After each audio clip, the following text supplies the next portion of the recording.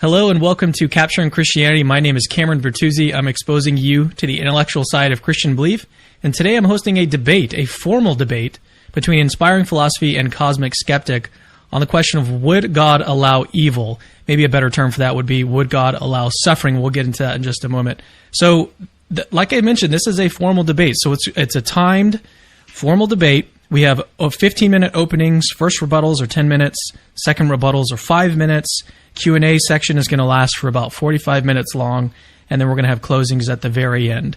And so the total time is going to be around 2 hours, but that's basically the structure of today's debate. If you like videos like this, you like the videos that I've been putting out in particular, then make sure to subscribe to my YouTube channel and turn on the bell so you can get notifications when I post new videos. If you're interested in apologetics at all, you'll probably like the other type of content that I post on my channel. So just go ahead and do that while we're about to get started here. So that's the basic structure for today. If you don't know who my guests are, that's a shame. And here's the thing. Here's the reality, is that you're probably here because you know about them. You don't necessarily know about me. But either way, let me go ahead and give a brief introduction of my guests here. So Cosmic Skeptic, his real name is Alex O'Connor. Cosmic Skeptic might actually also be your real name. I don't know if we want to qualify that at all. But he has 300, and I checked it just now. Let me actually pull it up. It was 343,000 subscribers on his YouTube channel. His YouTube channel is linked in the description. He's a famous internet atheist. Is that an appropriate title for you? It's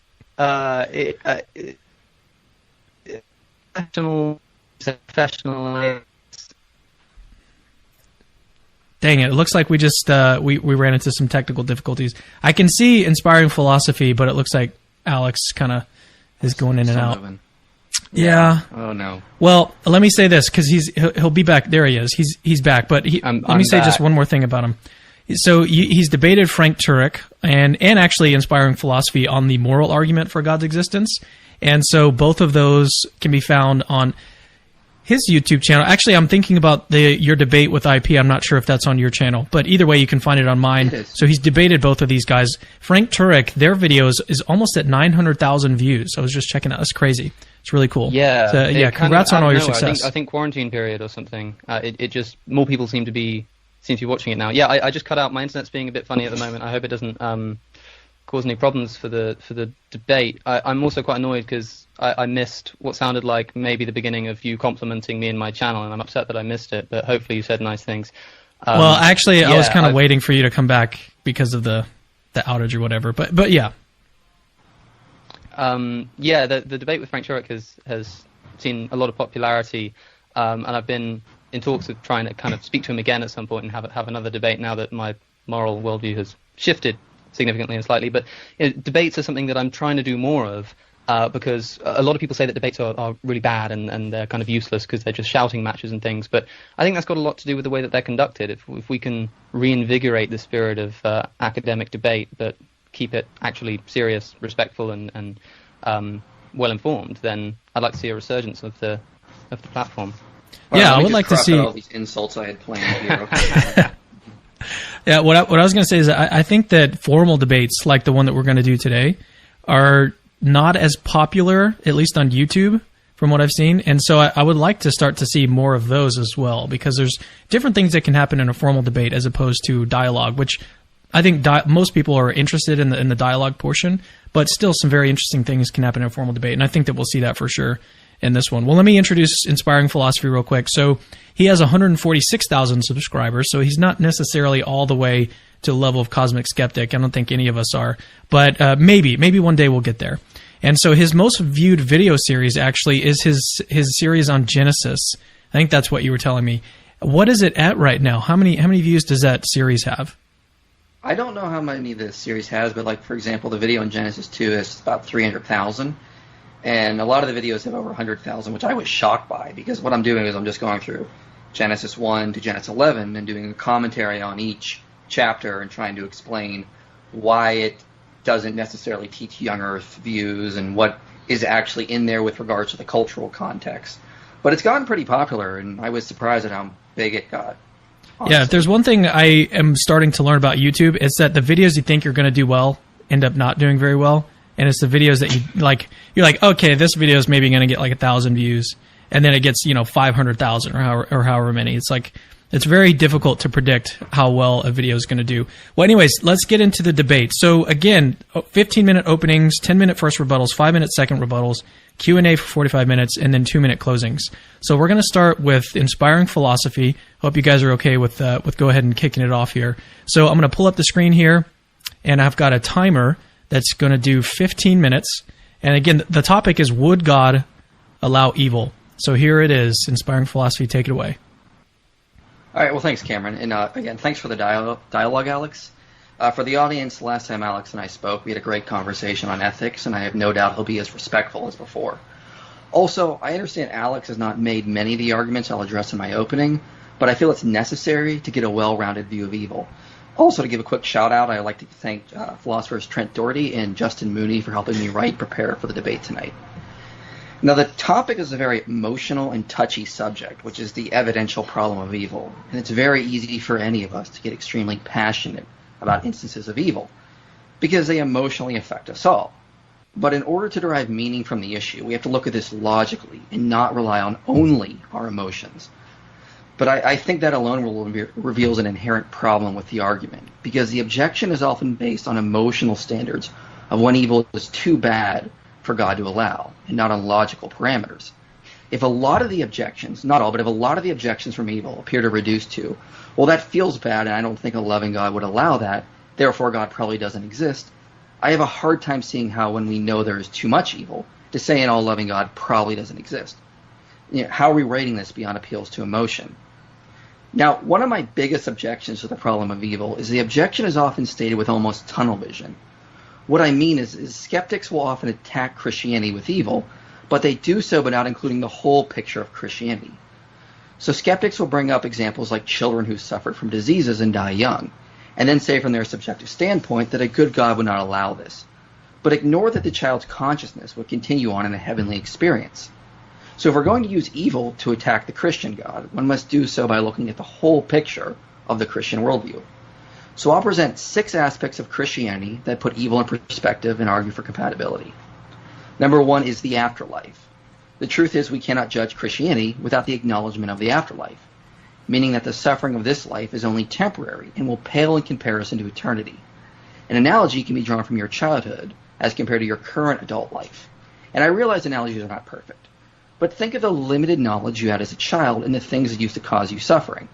I remember crying over lost toys, which I've now forgotten about. On a more serious note, my mother suffered from serious depression when I was a young kid, and as a result, I suffered from severe verbal and physical abuse. Now, thankfully, she got the help she needed and is healthy now, and I can't say I suffer from any long-term effects. However, in those moments decades ago, it felt like my world was ending, and I would never recover. Most of the suffering we had as children pales in comparison to the lives we live now. Other than traumatic cases, and again, I understand analogies are not perfect, but most of the suffering we experienced as children had no long-lasting effects, even though in those moments it felt excruciating. Analogously, the present suffering of this life will be outdone by eternity with God. So the argument is simply that the suffering in the present life will be swallowed up by the joy of heaven and will have no lasting effects when compared to eternity. Evidence in near-death experiences seems to support this. Reports from people who have been revived report that the next life is more real than real. This world feels more like a dream when compared to what is to come. Now, I've had some dreams where horrible things have happened, and then I wake up and the pain does not last. In fact, I can't even remember most of my nightmares. If upon death we wake up to a more real existence, which makes this life feel like a dream, it can hardly be said the suffering of this life will have any real lasting damage. Now, some might bring up the existence of hell, and I cover this more extensively in my video, Does God Send People to Hell? As C.S. Lewis pointed out, the doors of hell are locked from the inside, and the only people in hell are the people who want to be there. So for more, see that video. The second problem builds on the first, and it is to argue we cannot ignore the ontological differences between humans and God. As John Hick and Eric Reeton have argued, we are called to stop evil when we're able to, but the circumstances change for an omnipotent, omniscient being, where if such a being would have the same requirements as us, it would result in some sort of dystopian police state, where there's no human dignity or freedom because God just controls everything. It seems God might be obligated to allow freedom and indirectly evil to prevent a worse state of affairs. Also, many argue it's unfair for God to allow people to die from diseases or natural disasters, But from God's perspective, no one died per se. When a human kills someone, they remove that person from their plane of existence for selfish or hateful reasons. Since God is on all planes of existence, it's logically impossible for him to murder someone the way a human might. Instead, he is just moving people from one plane of existence to another. So we should think of the suffering in this life from God's perspective, analogous to how this happens in a dream world in the movie Inception. So when you kill someone in a dream world, you're not ending their life, but moving them from one plane of existence to another. If someone is suffering in a dream, it's not that big of a deal, because you know they will wake up, that pain will be a fading memory as something less than real.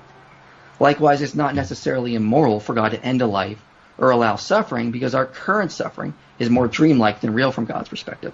It may not be as bad as we emotionally feel in the moment. Third, one also needs to account for the fall of humanity. The current state of affairs was the result of humans electing to rule themselves instead of living under God. God desired for humans to live with him in an Eden setting, and we elected not to, and continue to elect that every day we don't love our neighbor as ourselves.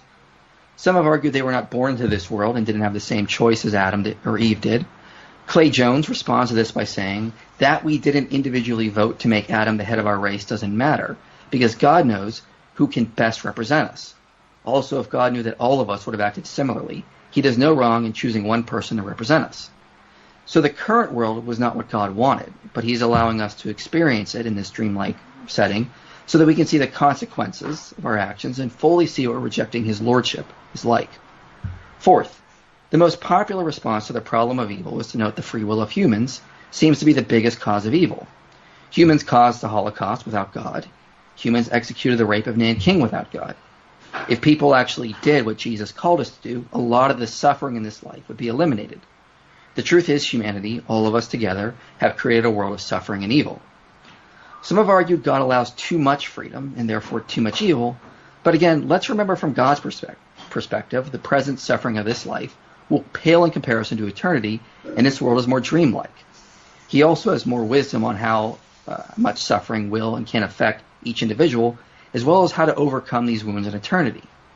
Also, again, the basis for this seems to be an emotional standard rather than a logical one. The truth is, it's hard for any of us to know when the right amount of evil, or where the right amount of evil is, or when evil is objectively set to be too much for a loving God to exist. If God is going to create free creatures, but then limit how far they can go from his will, then there really is no freedom, because we're set in some sort of giant cosmic playpen, where we don't know what life without God would really entail, because God would not allow us to experience it in this life. If that was the case, we would never truly see the real consequences of our rebellion. Instead, we'd have God as some sort of overbearing mother who's supposed to take care of us when it is needed, but doesn't really let us learn the horrendous consequences of what happens when we abandon him and choose to live in a natural world without his presence. The point is, unless we see the evil in what the evil in our hearts truly does to ourselves and our fellow humans, we will never learn. And so God's message is simply that our rebellion must be fully realized so that hopefully we will return to him. Fifth, suffering itself is not necessarily evil. It's often logically assumed that suffering is entirely evil or bad, but there is an epistemic gap between the two. As Richard Swinburne says, pains and other sufferings are bad state of affairs, but it is odd to call them evil. For example, when I work out, I experience suffering, but we would say this is healthy and therefore instrumentally good. Raising my daughter, I have to allow suffering so she doesn't become spoiled. When I tell her no to things, like when she asked if she can play on the roof, true story, she cried and she experienced suffering. But such discipline is actually instrumentally good for her. Giving a homeless man $1 might seem good, but studies show it actually just enables their addictions and keeps them on the streets. It's actually better for them to seek real help from a shelter, which can create suffering, but going through these hard processes are instrumentally good. Likewise, allowing suffering in this life might actually be useful in soul building and allowing us to mature into more enlightened individuals. I also want to point out for this discussion, I want to save this more for later, but philosophers Justin Moody and Trent Doherty have pointed out a lot of the arguments from evil and suffering presuppose a consequentialist view of good, that God is obligated to bring about a result that reduces overall suffering and increased pleasure. But if deontology or virtue ethics is the correct theory of moral rightness, then God may have other goals or internal obligations that must be achieved in order for him to be the good. In other words, it's possible it would not be right for God to remove significant human freedom, even though that indirectly creates suffering, as long as what is good is not defined in terms of consequences, namely increasing pleasure, but actions. So we have to make sure we're not presupposing a consequentialist view of right and wrong, as that might not be the case, but we can talk more about that later. In terms of examples of natural evils, like earthquakes or diseases, I don't think natural evil is the best way to describe these things, because an earthquake on Mars is not evil. Smallpox being studied in a lab is not evil. These things are better described as examples of chaos causing suffering, which would have been absent in Eden, which we rejected. We're experiencing a disordered world which has indirect horrible consequences. Finally, any attack from the existence of evil cannot ignore the suffering of Christ. Now, I know this is a bit of an emotional argument, but since the sting of evil is more emotional than logical, it makes sense that God's answer to evil should be to heal our emotional wounds as well. So the Christian answer to a world filled with torture and murder is a God who was tortured and murdered. Atheist Albert Camus admitted, Christ the God-man suffers too. Evil and death can no longer be entirely imputed to him since he suffers and dies. The night on Golgotha is so important because the divinity ostensibly abandoned its traditional privilege and lived through to the end, despair included, the agony of death. Jesus has also united to the present suffering of his people. When he appeared to Saul on the road to Damascus, he didn't say, why are you persecuting my people? He said, why are you persecuting me? Jesus said in Matthew 25, when we feed and clothe the helpless, we're doing it to him. And if we reject these people, we're rejecting him. 1 Corinthians 6 says we're united to the Lord in one spirit. The implication from the Bible is when we suffer, God experiences the suffering as well. He doesn't have to, but he's plunged himself into our reality and feels the pain that we do. As Timothy Keller pointed out, since God got off his throne and plunged himself into evil and suffering with us, the reason he allows suffering cannot be because he doesn't love us. So given Keller's point, we have evidence that God is good despite the evil in this world. So in summary, Christianity answers evil by reminding us of that the afterlife will turn all our misfortunes into joy. God is ontologically different than us and therefore has different obligations. There was a fall that humanity elected. Most of the evil in this life comes from human freedom.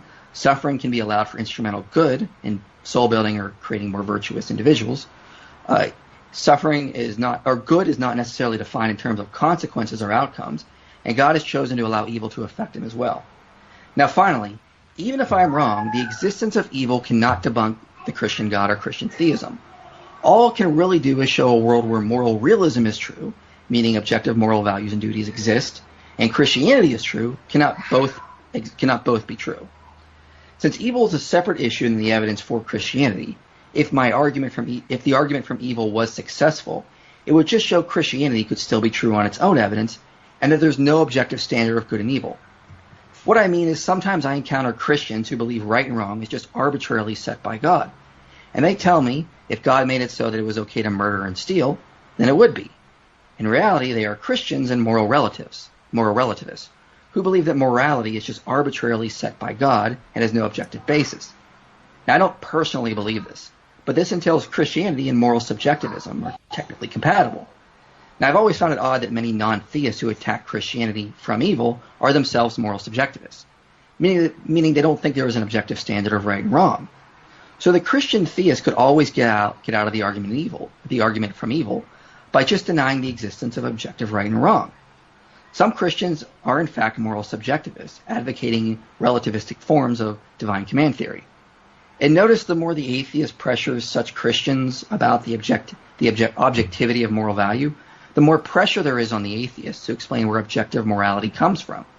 This might prove quite counterproductive for the atheist in the long run. So the argument from evil is really unsuccessful in its ultimate goal. Now, there's a lot more I want to say on this, but I don't have the time in my opening statement, including something I'm calling the law of triumph, which would act like a natural law. I said act, not is a natural, but would act like a natural law, and would be imbued in reality and would always guarantee evil would be outshined by good or is always defeated when it arises. But I can talk more about that later. I'd also like to say I'm really glad to be having this conversation with Alex because I feel like he's not here to score points but actually have a dialogue. And I feel like he's one of the best debate opponents for this conversation to have with. So I appreciate the conversation, and I look forward to hearing what Alex has to say. All right, so it looks like we've got about 40 seconds left. So let's pass over to Alex, And I'm going to start my timer here, another 15 minutes for your opening statement. And whenever you're ready, I'll go ahead and start the timer. Sure thing. Yeah, whenever's good.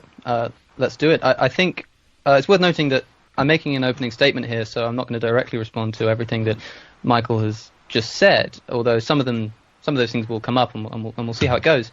Essentially, I want to make the case that, that I used to think that the problem of evil was a bad argument on logical grounds, because of the fact that there's always logical space for there to be morally sufficient reason for God to allow suffering. You can always say that it can't be logically ruled out that there's some reason why God would allow the suffering in the world. I've since changed my mind on this view and become more attracted to the evidential problem than the logical problem of evil. As people grow up, as myself, as I've grown, I become personally acquainted with levels and kinds of suffering that seem to demand a fuller explanation than, well, it's not logically impossible that God would allow this, right? In that capacity, I'm not so much arguing that the presence of suffering should give us reason to think that a loving God cannot exist. I'm not arguing that there's no possible world in which God exists and also evil exists. I prefer to make an evidential case that the sheer level and depth of suffering that exists in the actual world should at least give us major pause. I can't argue that it's impossible that God should allow such suffering, but I can suggest that it appears extremely unlikely. If somebody murdered a close friend of mine in cold blood and stole his wallet right in front of me, I couldn't logically rule out the possibility that my friend was some undercover political saboteur whose assassination prevented him from committing a war crime against the United Kingdom, and there was national security secrets in his wallet, and so the assassin actually did a good thing. Sure, that's not logically impossible, I can't rule that out, but not only would it be difficult to entertain this hypothesis as I watched my friend bleeding out on the floor, I'd also be somewhat troubled by anyone who tried to argue that it might be a good thing that my friend was murdered because of this reason, and that if I want to mourn his sadness, if I want to mourn him in sadness, if I want to say that's a bad thing, then I'd better be able to demonstrate that his death is logically incompatible with the theory of a benevolent assassin. I don't think that would be my burden in that situation. But do bear in mind that I'm using this as an analogy to describe why I bring up, why when you bring up the problem of evil, it's not necessarily a claim of logical inconsistency, but simply to observe that we have some reason to doubt the intentions or existence of an ostensibly loving God, right? I'm not particularly as interested in these cases of seeming moral evil, that is, evil that results from human action, although this does require a level of discussion, and it's probably going to be the focal point of our discussion. But the reason why I'm more interested in discussing the problem of suffering rather than the problem of evil per se is that, as Michael points out, many people think it's problematic for an atheist to talk about evil. We can also say that if evil requires evil intention, and we can't know the intentions of someone like God, it becomes difficult to use terms like evil. However, both Christians and atheists can both agree that suffering definitely exists. And if suffering does exist, the point is this: any religion which purports the existence of a loving God must demonstrate why the suffering in the world is justified. Now, the problem is most difficult, I believe, not on the subject of moral evil, but so-called natural evil. That is, evil not caused by free human choice, but rather by earthly events generally referred to, quite unfortunately perhaps for Michael, as acts of God. Earthquakes, tsunamis, natural diseases, these kinds of things. The difficulty for the Christian in cases of such evil is not so much to say that it's justified, but, as Michael kind of implied, to say that this isn't evil at all, because it results from the natural order which God controls, not human action, and therefore must be justifiably inflicted, making it not a demonstration of evil at all, but instead a demonstration of justice or of necessity. And this is what I'd really like to hear from Michael, not an explanation as to how free will is necessary and as a result of this humans inflict holocausts, but that when a mother is ripped from her child by a tsunami, this is not something to be thought of as bad, but something to be worth celebrating as an act of justice or a kind of suffering without which God could not conduct his plans properly. Still, it's worth considering the logical problem of evil and the issue of moral evil. You need to note that in order to hold that suffering is compatible with a God who is morally perfect, you must hold the belief that this suffering is somehow necessary to obtain the optimal end. Right? Most commonly, this view is put forward by talking about human free will. If humans are to be what they're supposed to be, free agents capable of freely choosing whether or not they love God, then they must be granted free will. This is a case that Michael makes in his hour-long video on the problem of evil. In order to do what's good, A person must have the capacity to do what's bad, the capability to do what's bad, and elect to do the opposite. If they're incapable of committing evil, they're essentially compelled to commit good. And committing a good action because you have no other choice to is not really committing a good action at all, but a robotic gesture of compulsion. This is a logical point. The absence of moral evil is incompatible with free will. And to answer this point, I have a question, which I've raised in a video before. Is there free will in heaven? Heaven is a place devoid of suffering, where nobody's killing anyone, no one's torturing anyone, no holocausts or wars are taking place. Yet presumably, unless heaven is the kind of robotic, compelled nature condemned by Michael, there must also be free will. If this is the case, then here we have an example of humans existing with free will, and yet there being no evil. Michael may wish to respond to this by saying that those in heaven still have a capacity for evil, but the very reason they're in heaven is because they're the kind of person who refuses to act upon it. But in order to hold this view, some things must be assumed. Firstly, that it's possible that evil can exist in heaven and can be committed in heaven. That is, though in practice nobody commits it, there's nothing logically preventing a holocaust from taking place in heaven. Now, you may just bite the bullet on this point and say, yeah, it's no problem because it's not going to happen in practice. But this is difficult for me to believe, that there's nothing logically preventing a Nazi Holocaust reoccurring in heaven. A possible escape to this might be to suggest that the people in heaven are so good, the reason they're in heaven is because they're so good, that it's psychologically impossible for them, essentially, to commit evil. But there are two problems with this. First, if it's really impossible for them to commit evil, then on Michael's own account, it's also impossible for them to be good, since to be good requires the capacity to be evil. If this is denied, and it's asserted that it can be psychologically impossible for some people to commit evil, and yet them still being a free being in the relevant sense, then what we have, essentially, is proof, we have proof that God is capable of producing humans who somehow have free will and yet are still incapable of committing evil, even if just as a matter of psychological impossibility. If that can obtain logically in heaven, it can obtain logically on earth too. If the reason being given for the necessity of evil is that human free will requires it, but God is capable of producing human beings with free will who are yet incapable of committing evil, the free will defense collapses. Of course, there are many other arguments of the necessity of evil that are put forward. One of the most popular I always hear is the higher goods argument. And Michael actually made this argument in his opening statement, talking about an instrumental good, like going to the gym. You know, if you go to the gym, sure, you suffer, but it's instrumentally good because there's a higher good of health or something like that which can be obtained by that suffering.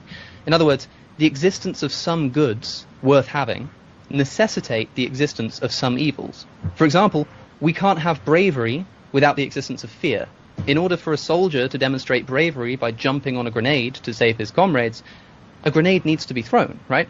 If no such evils are ever committed, no such higher order goods can ever exist, and where would we be without things like bravery? But I submit the following. Bravery is only good in the first place by virtue of our need to overcome something bad. I'd rather have no fear and no need for bravery. If a soldier jumps on a grenade, we can congratulate him for his bravery, but we would be out of our minds to thank the person who threw the grenade and be grateful that it blew him up, since without that grenade the bravery would never have manifested.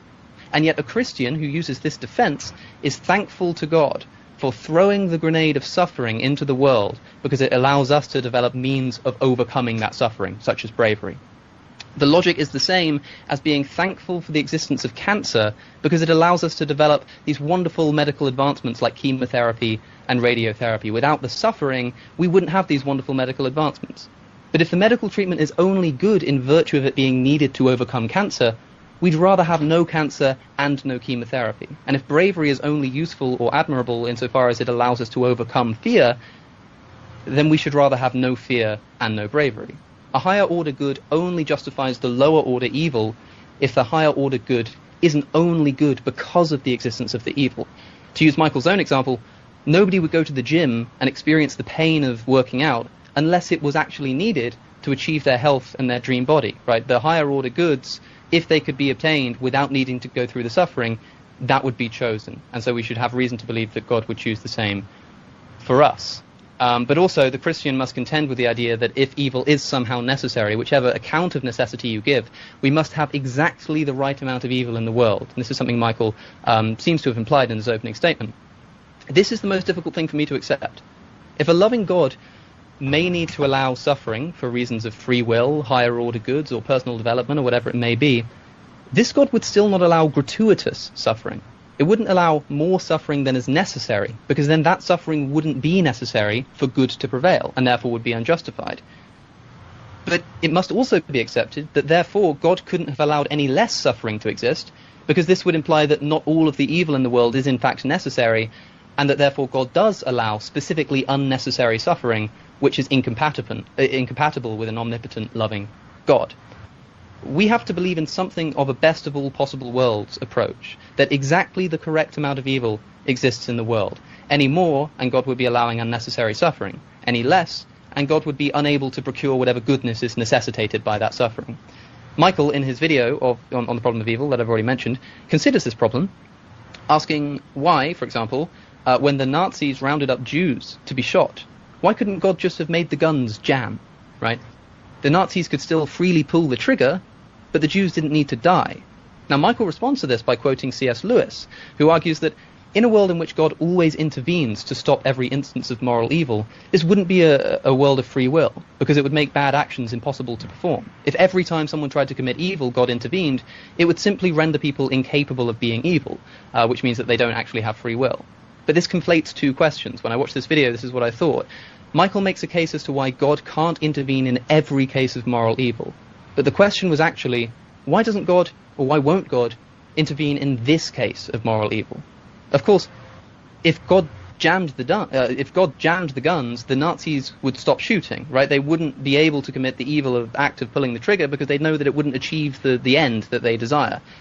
But that wouldn't stop God preventing one case of moral evil, such that the Nazis still had the freedom to pull the trigger, and giving them no reason to think that they'll always be prevented. They'd still feel and have the freedom to pull the trigger and commit that evil act, but the people still could have been spared. Now, an obvious response to this is, how do we know that this isn't already the case?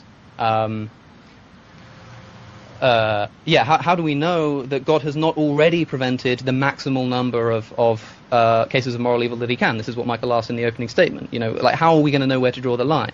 Perhaps when Viktor Frankl was filing into Auschwitz and the SS soldier pointed to the right instead of the left, saving him from an immediate gassing, that was God's doing.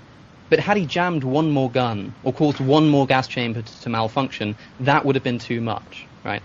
But this is the implication.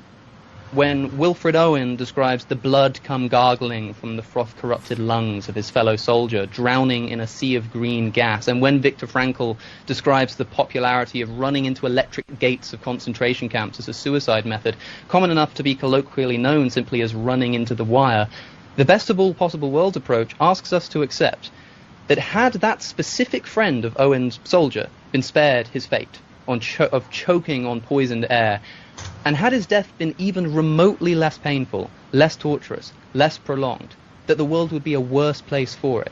Somehow, exactly that amount of suffering is necessitated in order for the general good to obtain, for free will to exist, for heaven to be an option, for higher order goods, for personal development. This must be the maximal state of affairs. 1.31 million Jews were killed during the first 3 months of the Holocaust. Are we expected to believe that this is the perfect number? 1.32 million Jews would have been an unjustifiable evil because this was more than strictly necessary.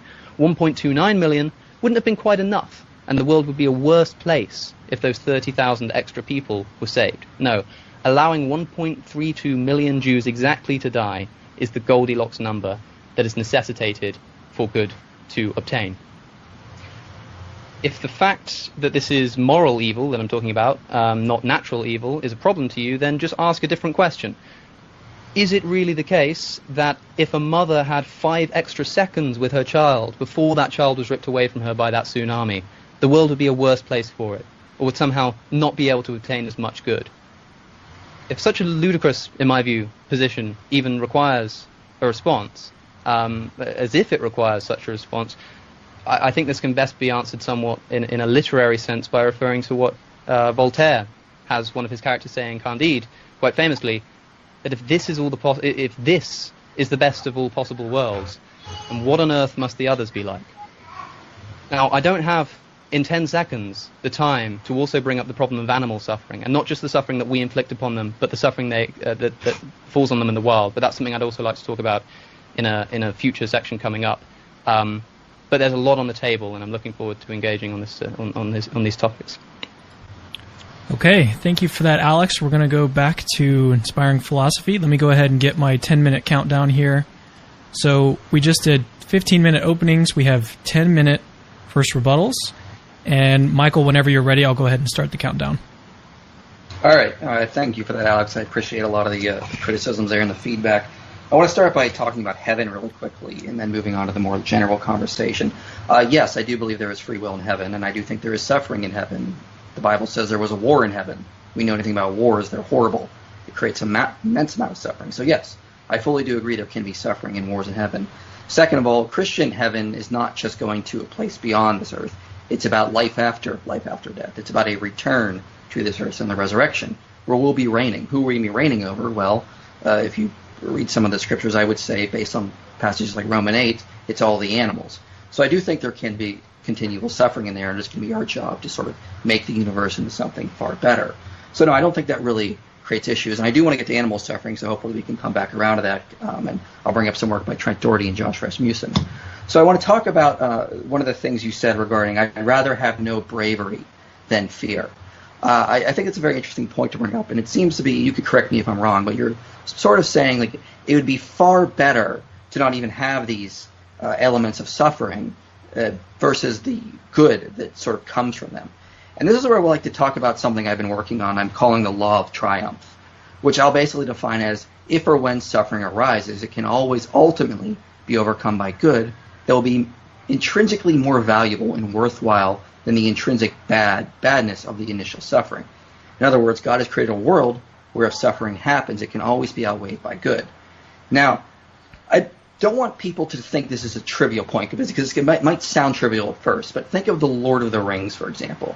Let's just say that in that world, Eru Elivatar didn't create any suffering. This may sound trivial, but would anyone want to read that book? I think the answer is no. It would sound quite boring. And I think the reason for that is we recognize there is some sort of intrinsic goodness in the triumph of that story, of people overcoming the badness, that the triumph basically outshines any sort of suffering and puts it in a far better perspective that creates far better virtuous creatures than if it was a world just devoid of any sort of suffering. So you would also say that God has put in place something like a law of nature, which causes virtuous good to emerge from evil that can occur. Another way of thinking about it is that God, when creating this world, it issues a bunch of conditional decrees to the effect that if such and such evil happens, such and such greater good will result or ultimately outshine it in that sense. St. Augustine said it like this: since God is the highest good, he would not allow any evil to exist in his works unless his omnipotence and goodness were such to bring good even out of the evil. So the basic point is that I want to also circle back around to God's obligations. I think you and I might disagree on this point, but I would think it would be better if a world exists where there are virtuous people in suffering versus a world of no virtuous people and there's just pure pleasure or no suffering. And I think that the reason is because I think we acknowledge the existence of the fact that this world of lacking of pleasure, or this world that only has pleasure and doesn't have suffering, is far less intrinsically good than a world that does employ suffering to create far better, interesting, far better acts of triumph in creating virtuous creatures in that sense.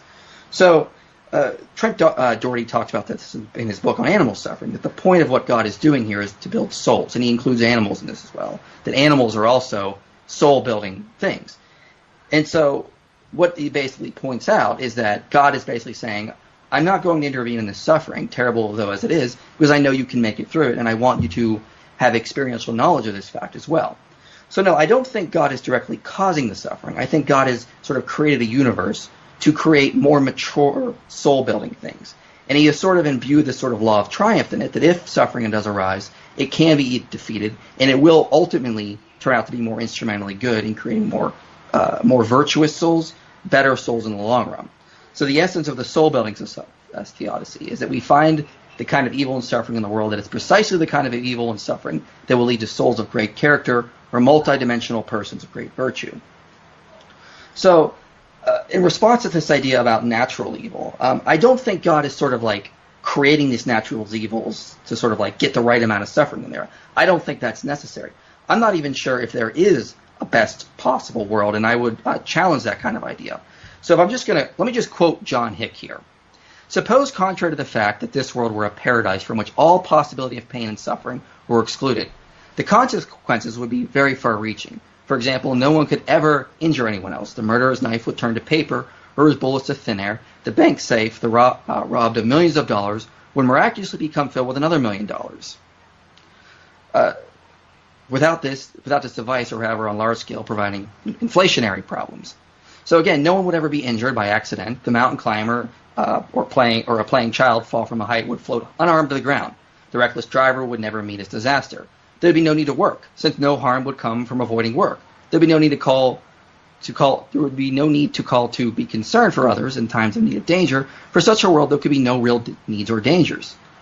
To make possible this continual series of individual adjustments, nature would have to work by special providences, instead of running according to general laws that men must learn to respect on penalty of pain or death.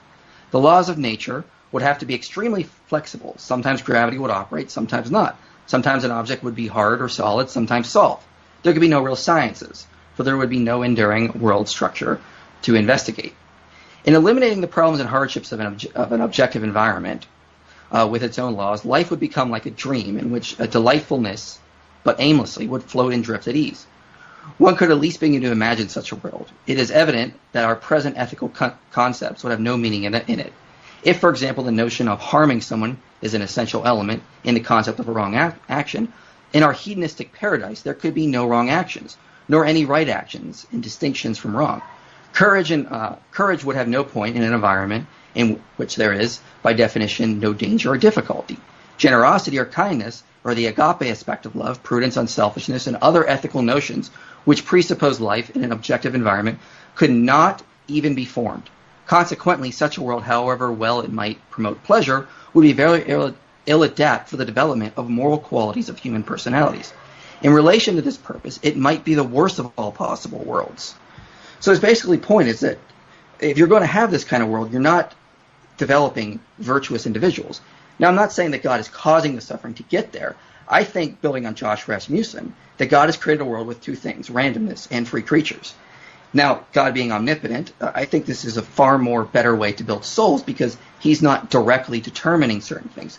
He's allowing souls to develop through a universe imbued with randomness, have their own freedom to guide their own paths.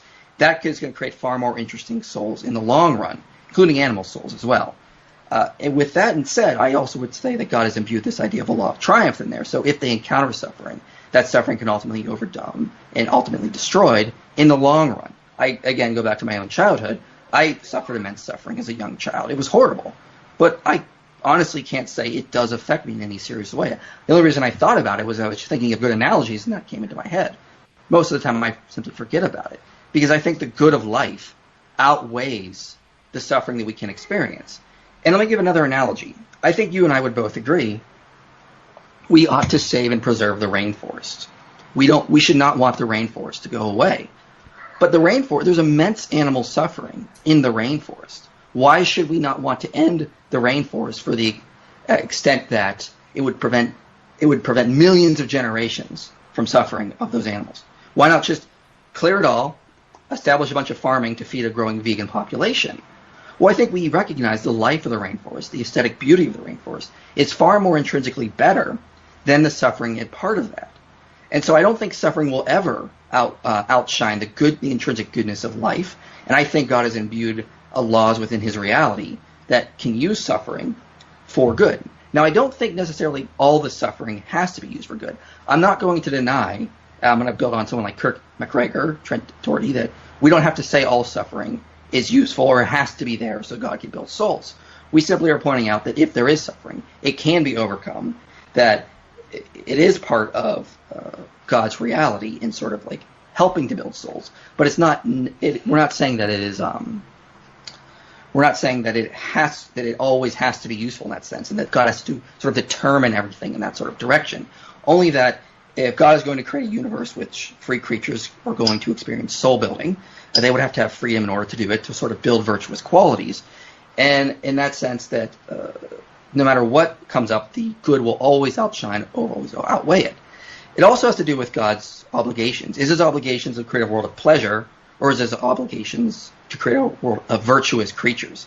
And I think, given the data, I think given what is more intrinsically better, I think triumph with suffering is far more intrinsically better than a world without suffering and just pleasure. All right, let's pass it over back to Alex here, and let me set my timer for 10 minutes. And just as a reminder, we have Alex's first rebuttal. It's 10 minutes long. We're going to do a second round of rebuttals. Those are 5 minutes long, and then we're going to do some Q&A. So I noticed that a few people have already sent in some super chats, and we're going to get to those. And if you can, we're not going to do every super chat because I think some of them were just comments. But if you have a question for either debater, then make sure to address who the question is addressed to, and then if you ask it as a super chat, then that's a very easy way for me to go back and be able to pull it up, and we'll make sure that we get to those. So here you go, Alex. You got 10 minutes for your first rebuttal, and whenever you're ready, I'll go ahead and start the timer. Amazing, thanks. There's a lot to respond to there, of course, lots of individual points being brought up, and I'll try to just go through as many as I can. I tried to kind of just make a note of the general points, so maybe I'll misrepresent some here, hopefully not. I'm trying to choose which ones are best to go through with the time remaining. Maybe I'll take some in reverse so that they're fresher in the memory of the audience. Some of the arguments I found quite bizarre. For instance, the argue about the rainforest. You say, we'd rather keep the rainforest despite the fact that it's harmful to life on Earth because of something like its aesthetic beauty. I would absolutely reject that out of hand. The reason why I think it's worth keeping the rainforest is because if we get rid of the rainforest, it will cause ecological disaster that will cause more animals to suffer than if we kept it. If that weren't the case, if it were really the case that if we just tore down the rainforest, it wouldn't produce more evil, wouldn't produce more suffering, more ecological disaster, but the only downside was that we wouldn't have something like the aesthetic beauty of the forest, then I would be on the first plane over there chopping it down with an axe. I wouldn't allow the rainforest to stay up because of its aesthetic beauty if it meant that billions of human beings were dying and suffering as a result. And so I'm certainly not going to allow a rainforest to stay up just for the sake of its aesthetic beauty because a bunch of animals are dying as a result. I absolutely don't think that it has any intrinsic worth outside of the effect that it has on suffering, except for maybe a minimal worth with things like aesthetic beauty, which are nowhere near as important as the suffering that it's inflicting. And besides, I've never seen the rainforest in person, and so kind of I doubt how much the aesthetic beauty of the rainforest or something like that actually should play into a consideration like that. You asked about my concept of kind of preferring no bravery and no fear, and you brought up an example from Lord of the Rings. Now, as an Oxonian, it's quite embarrassing to admit that I've never read nor seen The Lord of the Rings, but it was similar to another example that was brought up by Vince Vital on an episode of Unbelievable, which is one of my favorite radio shows to listen to. There was a debate about the problem of evil, and Vince Vital brought up a really interesting point that stumped me for a minute. He said, think of all of your inspirations, think of the heroes of your time. So you're thinking of the Martin Luther Kings of the world, and you think, take whichever hero you personally admire. Now remove the suffering from their life. Take that suffering away, and what are they left with? They're no longer a hero. If Martin Luther King never suffered, then he wouldn't have overcome that suffering. He wouldn't have become the forefront of the civil rights movement. He wouldn't have been a hero. And so the very thing that made him admirable is the fact that he's suffering. And this is kind of the point that it seems you were implicitly making, that it's worth having this kind of suffering so that a world of virtue can exist. But I think we're conflating two topics here, and I don't know how well I'll be able to tease these apart. But what we're talking about when it comes to the problem of evil is kind of the existence of suffering versus the existence of pleasure, not the existence of virtue. I mean, if you say something like, without evil, virtuous lives wouldn't exist, okay, fine, but that's not strictly a problem for the argument that I'm making, because I'm trying to argue a case that there could be a world in which people are, experiencing less suffering, experiencing more pleasure, that is. sure, there might be no virtue, but that's not a problem if it still results in more pleasure. The only way to kind of make it relevant is to say that virtue is a good in and of itself. But that to me is obviously false. A virtue like Martin Luther King overcoming racism is only good insofar as we have the evil of racism to be overcome. Without the evil of racism, why is it that Martin Luther King wouldn't be a virtuous hero? Because his actions would have been meaningless. Like the virtue of what he did isn't good of its own accord. It's only good by virtue of an evil. So yeah, I think I really would prefer that there was no racism, even if that meant that Martin Luther King would no longer be a hero of mine, even if that meant that he was no longer able to demonstrate virtue. I'd rather a world in which he didn't have to demonstrate virtue in order to overcome the evils of racism. And I hope that makes sense. You also talked about science. You kind of gave that as a more detached, kind of less morally wrapped up example, because, you know, talking about Martin Luther King and racism, especially right now, goodness, I didn't even think, might be, as you say, emotionally distracting. But take the issue of science. You say, look, science wouldn't exist in a perfect world in which kind of there was no ignorance. But again, the same point can be made that science is only good or useful insofar as we are ignorant, right? The argument is kind of that without ignorance, we wouldn't have the good of science. So it's justifiable that we have the badness of ignorance because it allows this higher order good of science to exist. But what is the goal of science? The goal of science is to remove ignorance. That's what science tries to do on a daily basis. Now, why would it be the case that the goal of science is to undermine the very reason for its existence? Why would it be that the goal of science is to remove ignorance if it's known that science, the good of science, only exists because of ignorance? Because we recognize that we'd rather have no ignorance and no science. Okay, the goal of science is to no longer need science. In the same way that some political philosophies, like something like Marxism, would likely say that the goal of Marxism is for Marxism to no longer be necessary, right? The reason I choose that example is because it kind of has an end goal in mind, as opposed to like a capitalist ideology. But you see what I'm saying? Like somebody, in the same way that I'm a vegan advocate, and the goal of veganism is for veganism to no longer be a thing, right? Like, yeah, sure, I've got this good thing that I can do advocating for veganism, but I'd rather a world in which I didn't have that good. I didn't have that virtue, right? The whole thing that I'm aiming for is a world in which the very reason for me being a vegan activist doesn't exist. I don't think that the evil of the animal agricultural industry is worth the virtue of somebody fighting against it. I'd rather have neither. The virtue is only good by virtue of the evil existing. And so, yeah, I really would rather have neither. And I think that kind of making a point about how, but we wouldn't have virtue, we wouldn't have triumph in a world without evil, it's like intuitively we want to think, yeah, no, that sounds bad. You know, it would be bad to have a world without triumph and virtue. But if you think about it for a moment and recognize that the only reason virtue and triumph are good is because there's evil, if you remove that evil, triumph and virtue are no longer good and therefore no longer desirable. So it's not a problem that we don't have them either.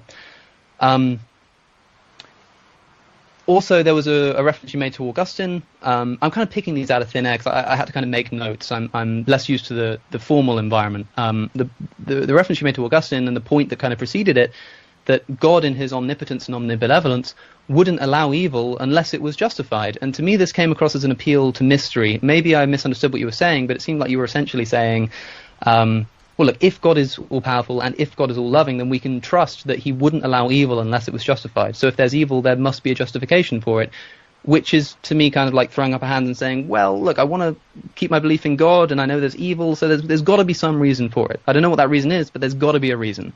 That, to me, is like me standing over the floor of my murdered dead friend and somebody else kind of saying, yeah, there's probably a reason for it. You know, I have this belief that, you know, the person who killed him is an intrinsically good person. You know, the person who killed your friend is a friend of mine, and I think he's a really good person. So, like, I'm sure there must be some explanation as to why he murdered him and stole his wallet. I would think, look, it's going to need more than that, you know? And I don't think, although technically, I guess philosophically, you could say that the burden of proof would be on me to say that there's no way that there could be a justifiable reason that my friend is now dead on the floor. Sure, if I was making that claim. But if I'm just making an evidential claim that it's probably quite unlikely that there's a good reason for my friend to have been murdered, I think the burden would be on the other person to show me why there was a good reason, not for me to show why there can't be such a good reason. Analogously, I don't think I should have to show why there can't be some good reason that may exist, as Augustine refers to allow evil. It should rather be on Augustine or yourself to show what that reason is. Turn the defense into a theodicy, in other words. 1 minute and 15 seconds. Can we talk about the suffering of Christ? Sure. Again, I'll refer to something I said earlier. You said, and I think this is a direct quote, the answer to a world of torture and murder is a God who was tortured and murdered. Again, another solution is to not have the suffering and the murder in the first place. Saying we can't understand suffering without Jesus, which is how you opened that segment, you said we can't understand this problem of evil without Jesus, would be kind of like me saying we can't understand cancer without chemotherapy, right? The answer to a world of cancer is a world of chemotherapy. Or the answer to a world of cancer is a world without cancer. That seems to me preferable. You can see that all of the points that I'm making here in rebuttal, and the reason that it's all coming back to the same point is I think it's the same underlying assumption that actually, yes, it does make sense to say that if there's some great good justified by some great or lesser evil, let's say, but the only reason why that great good is by virtue of overcoming the evil, then I do think it makes sense to say we'd rather have neither. There can still be goods without there necessarily being virtues. There can still be goods without there necessarily being evils that have to be overcome. And sure, we'll miss out on some of the goods that we would have had if evil did exist, like virtue, but I think we can do without them. Okay, let's turn to Inspiring Philosophy's second rebuttal, and this one is going to be 5 minutes long, so let me just set my clock here. And whenever you're ready, Michael, I'll go ahead and start the timer. Okay, so first I just want to clarify on the rainforest example. I'm not saying it's all just about beauty. What I'm talking more about is the intrinsic goodness of life itself. You could say the aesthetic beauty is an aspect of that, but what I'm saying is we ultimately believe that preserving the life itself because of its intrinsic goodness is better than letting it go, even though it will continue on in intense suffering. And so I also want to hit on this one point, because I think there is an underlying assumption. I think you're right about this. I think we're not defining good the same way, and this is what I talked about a little bit in my opening statement. If good is just pleasure, if good is just that and suffering is just bad, then I don't think we're going to agree, because I'm not a utilitarian. I would define good more in terms of virtue ethics. A deontologist would define good more in terms of actions. So if goodness is about virtues, then and not about pleasure and pain or pleasure and suffering, then those are, in a sense, kind of side issues in the main goal. I'm not saying that they're not included in this. I definitely don't want people to think that, but the main goal is to build virtuous creatures. Now, we're also assuming pleasure is the best possible world built on that. I would not at all agree. I think a world with virtuous people and suffering is far better than a world without virtuous people and it's just pleasure. I feel like that is a far less robust world. This might not be the right term, but a far less interesting world. A far less complex, multi-dimensional, nuanced world in that sense. It doesn't really create what I think God's aim is to, which is to create virtuous individuals for relationships, examples. So I think the problem is, and you could correct me if I'm wrong on this, but I think the world you're setting up is a world of the Stepford Wives, where everyone doesn't have to worry about problems or pain. Everyone just sort of goes along, they're happy, they never have to experience suffering, they just go along with their daily task. And that to me sounds like a dystopian horror. I mean, that's what it is. It's a dystopian horror film in that sense. And we ultimately think that we would reject that type of world, even though it's filled with pleasure. No one has to worry about any dangers or anything with regards to that. And I think you kind of even hinted at this, because you said, the goal of science is to remove ignorance. But doesn't that imply we're trying to achieve something other than just pleasure? We're trying to become intelligent individuals as well as virtuous individuals. It's not just about pleasure. I mean, we could say it'd be far better to be like a Stepford wife. Not have to worry about science, not have to worry about growing in knowledge. Just go along our daily task and just accept that this is wonderful and not worry about anything else. I think that such a world is far worse. And this is something Clay Jones brings up extensively in his book on the problem of evil, is that he highlights examples in science fiction. That they set up these worlds where everyone is happy, there's pleasure, it's wonderful. Come join us. But there's no freedom. You don't have to think. And everyone rejects that. We recognize intrinsically those worlds are horrible. So I don't think a world just filled with pleasure would be a best possible world. I think it's kind of ironic because C.S. Lewis in The Great Divorce defines that as hell. In the Grey Town, in hell, everyone can just think whatever they want into existence and they're absolutely miserable. Whereas in heaven, there are virtuous people who are trying to call to the people in hell to come up because there's a far better existence. But there is suffering. And that's why the people in hell never come up, because they don't want to go through the suffering to get to heaven. So I think it really depends on what we mean by good. I don't think pleasure is necessarily the best possible world. I think that is an aspect of it, but I think it's secondary to the main goal, which is to create virtuous, good people in that sense. So I think that's going to be a fundamental disagreement there. So, but I also think this creates a problem for the argument from evil, because you have to assume, it seems, objective right and wrong, so moral realism, and it seems you have to assume some sort of utilitarian or more generally a consequentialist type view in that sense. So it seems like it's so much contingent on these underlying assumptions that it doesn't really have the full force of what people think it does, because it really depends on what obligations are, what is actually good and what actually is evil. With that, I don't think there's really much else to address. Again, I would say that I do think suffering can be used for instrumental goodness. I don't think, but I also want to say, I don't think that it has to be. I'm not going to argue that all suffering has to be put in the universe for there to be good. I can think of The Lord of the Rings, which you've not read, but at one point Frodo gets attacked by a giant spider. The story could have been just fine without that. It was not necessarily had to be part of it. But that was put in there, I think, as an example, maybe you could say, of gratuitous suffering. So, but ultimately, though, when we look at that story, it's the triumph itself that is what is the intrinsic goodness of that. The suffering itself is never outshined by the overall goodness. And when we take our world and put it in comparison to eternity, there's nothing that could really fathom the amount of suffering. I just go back to my analogy with childhood suffering versus your adult life now. We don't remember it all. Same with our dreams. We don't remember it because the goodness always pales in comparison. All right, let's turn it back over to Alex. Let me pull up my countdown here. So 5 minutes for your second rebuttal, Alex. And once I've got it up on the screen here, yep, whenever you're ready, I'll go ahead and start the timer. Okay, let's see what we can do. Time is running short. On the rainforest point, maybe I misunderstood exactly what you were saying, but I think the point still holds. But we can discuss that later, perhaps. But if I did kind of misunderstand your point, then I want people to know that that's the case and to go back and listen to what you said, rather than trust my analysis of it. On the point of kind of utilitarianism, I think that most of what I've said doesn't rely on the proposition that bad is suffering, but that suffering is bad. So bad is not by definition suffering. They're not definitionally the same thing, but that suffering is an example of a bad thing. This is essentially the argument that G.E. Moore makes in Principia Ethica as a criticism of utilitarianism. He says, look, I essentially agree that everything that is bad is suffering and everything that is suffering is bad, but they're not definitionally the same thing. So I'm not making that utilitarian claim that something that is bad is by definition just what is suffering. I'm saying that suffering has the property of badness, whatever badness may be.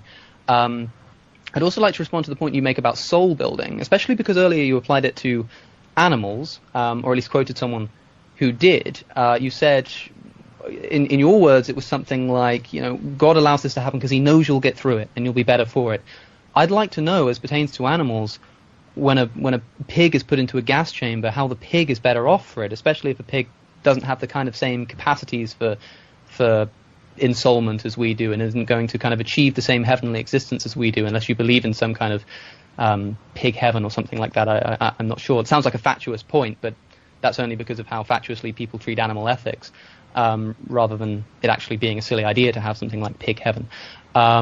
But also, of course, that's moral evil. But if a deer gets its leg caught under a falling tree and starves to death in the forest in agony and confusion, who's that benefiting? It's not benefiting any human soul. It's not benefiting any God, as far as I can see, and it's certainly not benefiting the deer. I really don't see what explanation there can possibly be to this. And bear in mind, the people listening, I mean, that every argument that seems to be put forward about free will and loving God, and about higher order goods, and about personal development and responsibility, none of these seem to apply to animals. None of them. Which leads people like Descartes to say that animals can't feel pain. Which leads people like C.S. Lewis to entertain the idea that animals can't feel pain, or at the very least feel it in a different way to we do, because there's just no other way to explain the fact that these animals experience so much suffering. Because as C.S. Lewis notes in The Problem of Pain, in his chapter on animal suffering, it's like, I don't know what else we can do here. The traditional responses don't seem to hold. We've got to come up with something better, or we just have to entertain the idea that maybe animals don't feel suffering, or their suffering is somehow different qualitatively to ours. The issue of animal suffering is probably more troubling and more important an argument than the issue of human suffering, although of course human suffering is a derivative of animal suffering, and yet it never gets a mention. It doesn't get a mention in the video that you made, Michael, except I think there was one like passing mention to it, but not even kind of directly addressing it, just used as an example.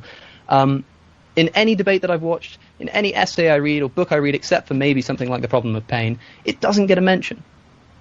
And why should it? Because it poses the hardest problem. Because any argument you can put forward to how people are benefited by pain, there's just no way that I can see, and no argument that I've heard, I should say, more importantly, that says that those justifications can apply to that deer in that forest that no one ever knows even existed. On the point of dystopia, it's worth noting there are two responses to this really quickly. Firstly, something like a totalitarian dictatorship is only bad if the totalitarian dictator is not perfectly moral. Of course, that's the reason why totalitarianism is bad, because, yeah, sure, it sounds like a good idea to have somebody in control who knows what's best for you and make sure that everything that happens is best for you. The reason why we think totalitarianism is grotesque is because people are corruptible, and if you put them in a position of power, they're going to become corrupt and they're going to make life worse for you. That's the point of Orwell's Animal Farm. However, if you put God in that position, you wouldn't have that problem. The actual critique at the basis of our response to totalitarianism would disappear. But even if dystopia is bad, if God's at the top of it, even if totalitarianism is bad, if God's at the top of it, this would make it a kind of evil, right? This would make it a kind of badness. So by saying that God allows evil to prevent something like totalitarianism, God is not allowing evil but still minimizing it, because he's minimizing the risk of the evil of totalitarianism. He's not allowing evil despite the totalitarianism. He's recognizing that lowering that evil would raise the evil of totalitarianism, and so wants the overall evil to be less. That's how I respond to those points. As for Frodo and the spider, it may be good for the sake of the story being entertaining. You say it's better that that part was in the book. It may be better because it was entertaining for the reader, but was it better for Frodo? Probably not. And if the only reason that it was good to include that in the story was for the benefit of the reader, the implication would be that the only reason it's good to allow suffering analogously would be for the entertainment of God, which I think is a pretty grotesque implication that I don't think you were trying to make. But those are my reflections.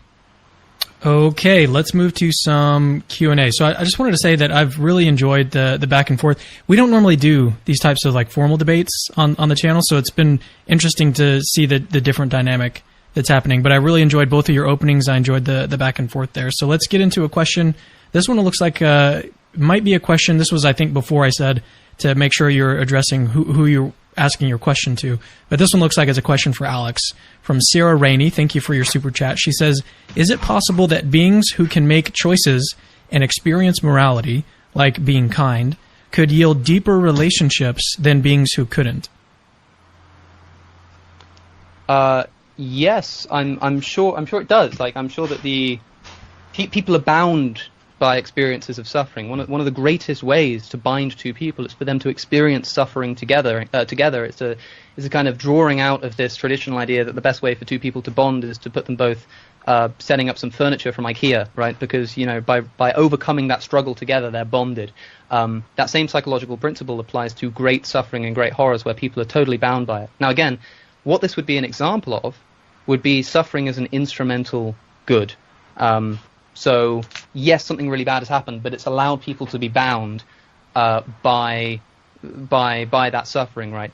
I think we have to be careful about how we respond to this, right? Because if somebody says something like, two survivors of the Holocaust may be really well bonded and have a really rich relationship that they wouldn't otherwise have had. And I read a paper recently where someone uses the example of Viktor Frankl and basically says that he implies in Man's Search for Meaning that he was better off because of the Holocaust, right? I don't think anyone in their right mind could say that because the richness of human bonding and relationship that came out of the Holocaust, somehow the Holocaust was good, right? Now, the reason why people don't want to say this, or why it's tricky to say this, to use a more trivial example, I sometimes say that I wish I went to a different college at university. There are various colleges, and sometimes I think, man, I would have had more fun at this college. And my friends always say to me, sure, yeah, I mean, like, maybe this college just kind of suck in this way or that way, but if you hadn't gone to that college, you'd never have met us, and we wouldn't have our great relationship. And I have to kind of put on my philosophical cap and say, well, Yeah, but I wouldn't be troubled by that because I never would have met you. And I would have other friends who'd be saying the same thing about me if I said that I'd rather have gone to the college I actually did.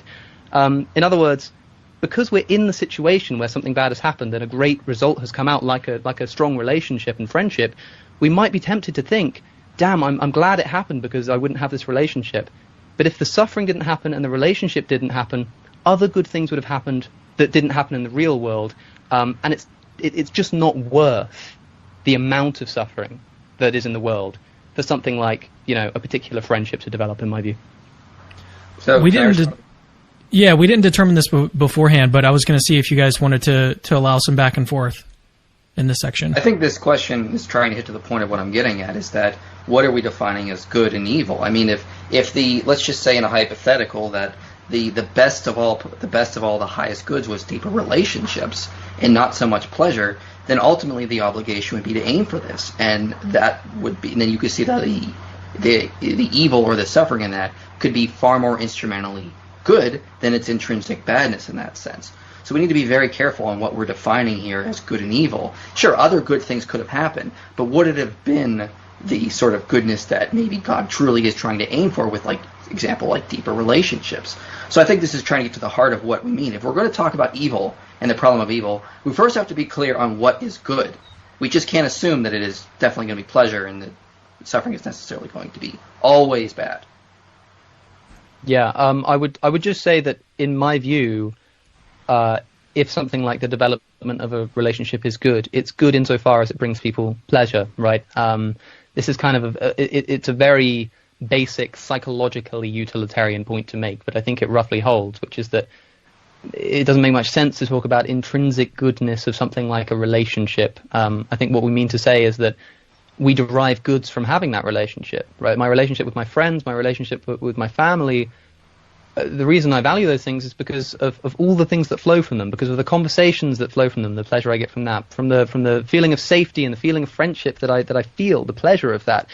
But not that the thing itself, the act in isolation of just two people entering into a social contract by which they say they both like each other, intrinsically doesn't have any moral component to me. It's just a descriptive fact from which moral goods can be taken. But as you say, this is just kind of a disagreement on metaethics.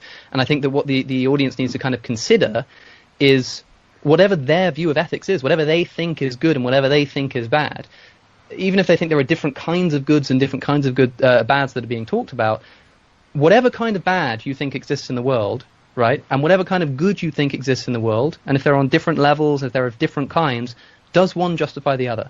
Would you, given the option to create a new world that had exactly the same status of evil and pleasure as this actual world did, would you allow the same level of suffering just because you knew the same level of pleasure would come out? Or would you think, you know what, I don't think this is worth it. I don't think I would give a child cancer so that their family can be better off afterwards. If that's your answer, then I think you have to think about this quite deeply. Real quick, just to respond to that, I think we have tons of examples in human history that no one would actually create that world because the books we write are constantly filled with suffering. Same with the movies, because we have recognized the triumph is far more intrinsically better than any of the suffering in that. And again, in our world, we have to put in the factor, the idea of soul building and eternity. Yes, there is suffering, but it will be outweighed by the total fullness of eternity and turn all that suffering into joys in that sense. So yeah, there is suffering, but at the same time, it's also about God's obligations to build virtuous people for that eternity. Okay, let's move on to another question from David LaRosa. Thank you for your super chat. He says, as a former solipsist, I could not explain my own suffering. Is it possible that only in a world of free will and suffused with evil, supererogatory acts, the experience of unconditional love exists, and thus a paradigm, God? I think this is another question for Alex. Potentially. I'm struggling to understand exactly what the question is here. Every time I hear solipsist, I just think of that episode of The Atheist Experience where Matt Dillon goes, "You're a solipsist?" Thinking of the same thing. Thinking exactly the same thing. Is it possible that only in a world of free will, suffused with evil, supererogatory acts? I think maybe the question is kind of asking something that's already been asked in other words, that only in a world with free will that is therefore suffused with evil, things like supererogatory acts could exist. So things like virtuous behavior. I might be misinterpreting that. It almost sounds like it almost sounds like he's asking if whether or not God is an explanation of evil. Yeah, well, that's my interpretation. That's something that people ask a lot. That's the case that Frank Turek made, since we discussed him earlier, when he kind of says, well, look, in order to even talk about the nature of evil, in order to talk about the problem of evil, you need some kind of God to make sense of the concept of evil. I think the implication in this question is that only in a world of free will and suffused with evil is that the question that arises is whether free will really does require evil, really does require the level of evil, and how that can be justified, right? Michael earlier made a point about how we can't understand this concept of free will and human evil and without considering the fall of Adam, which in the video the video that you made, Michael, the hour-long one, this was a big point, was kind of the point of human depravity. It's like we are just totally depraved because of the fall of Adam, and therefore, we live in a world suffused with evil because of that free will, and that free will necessitated it.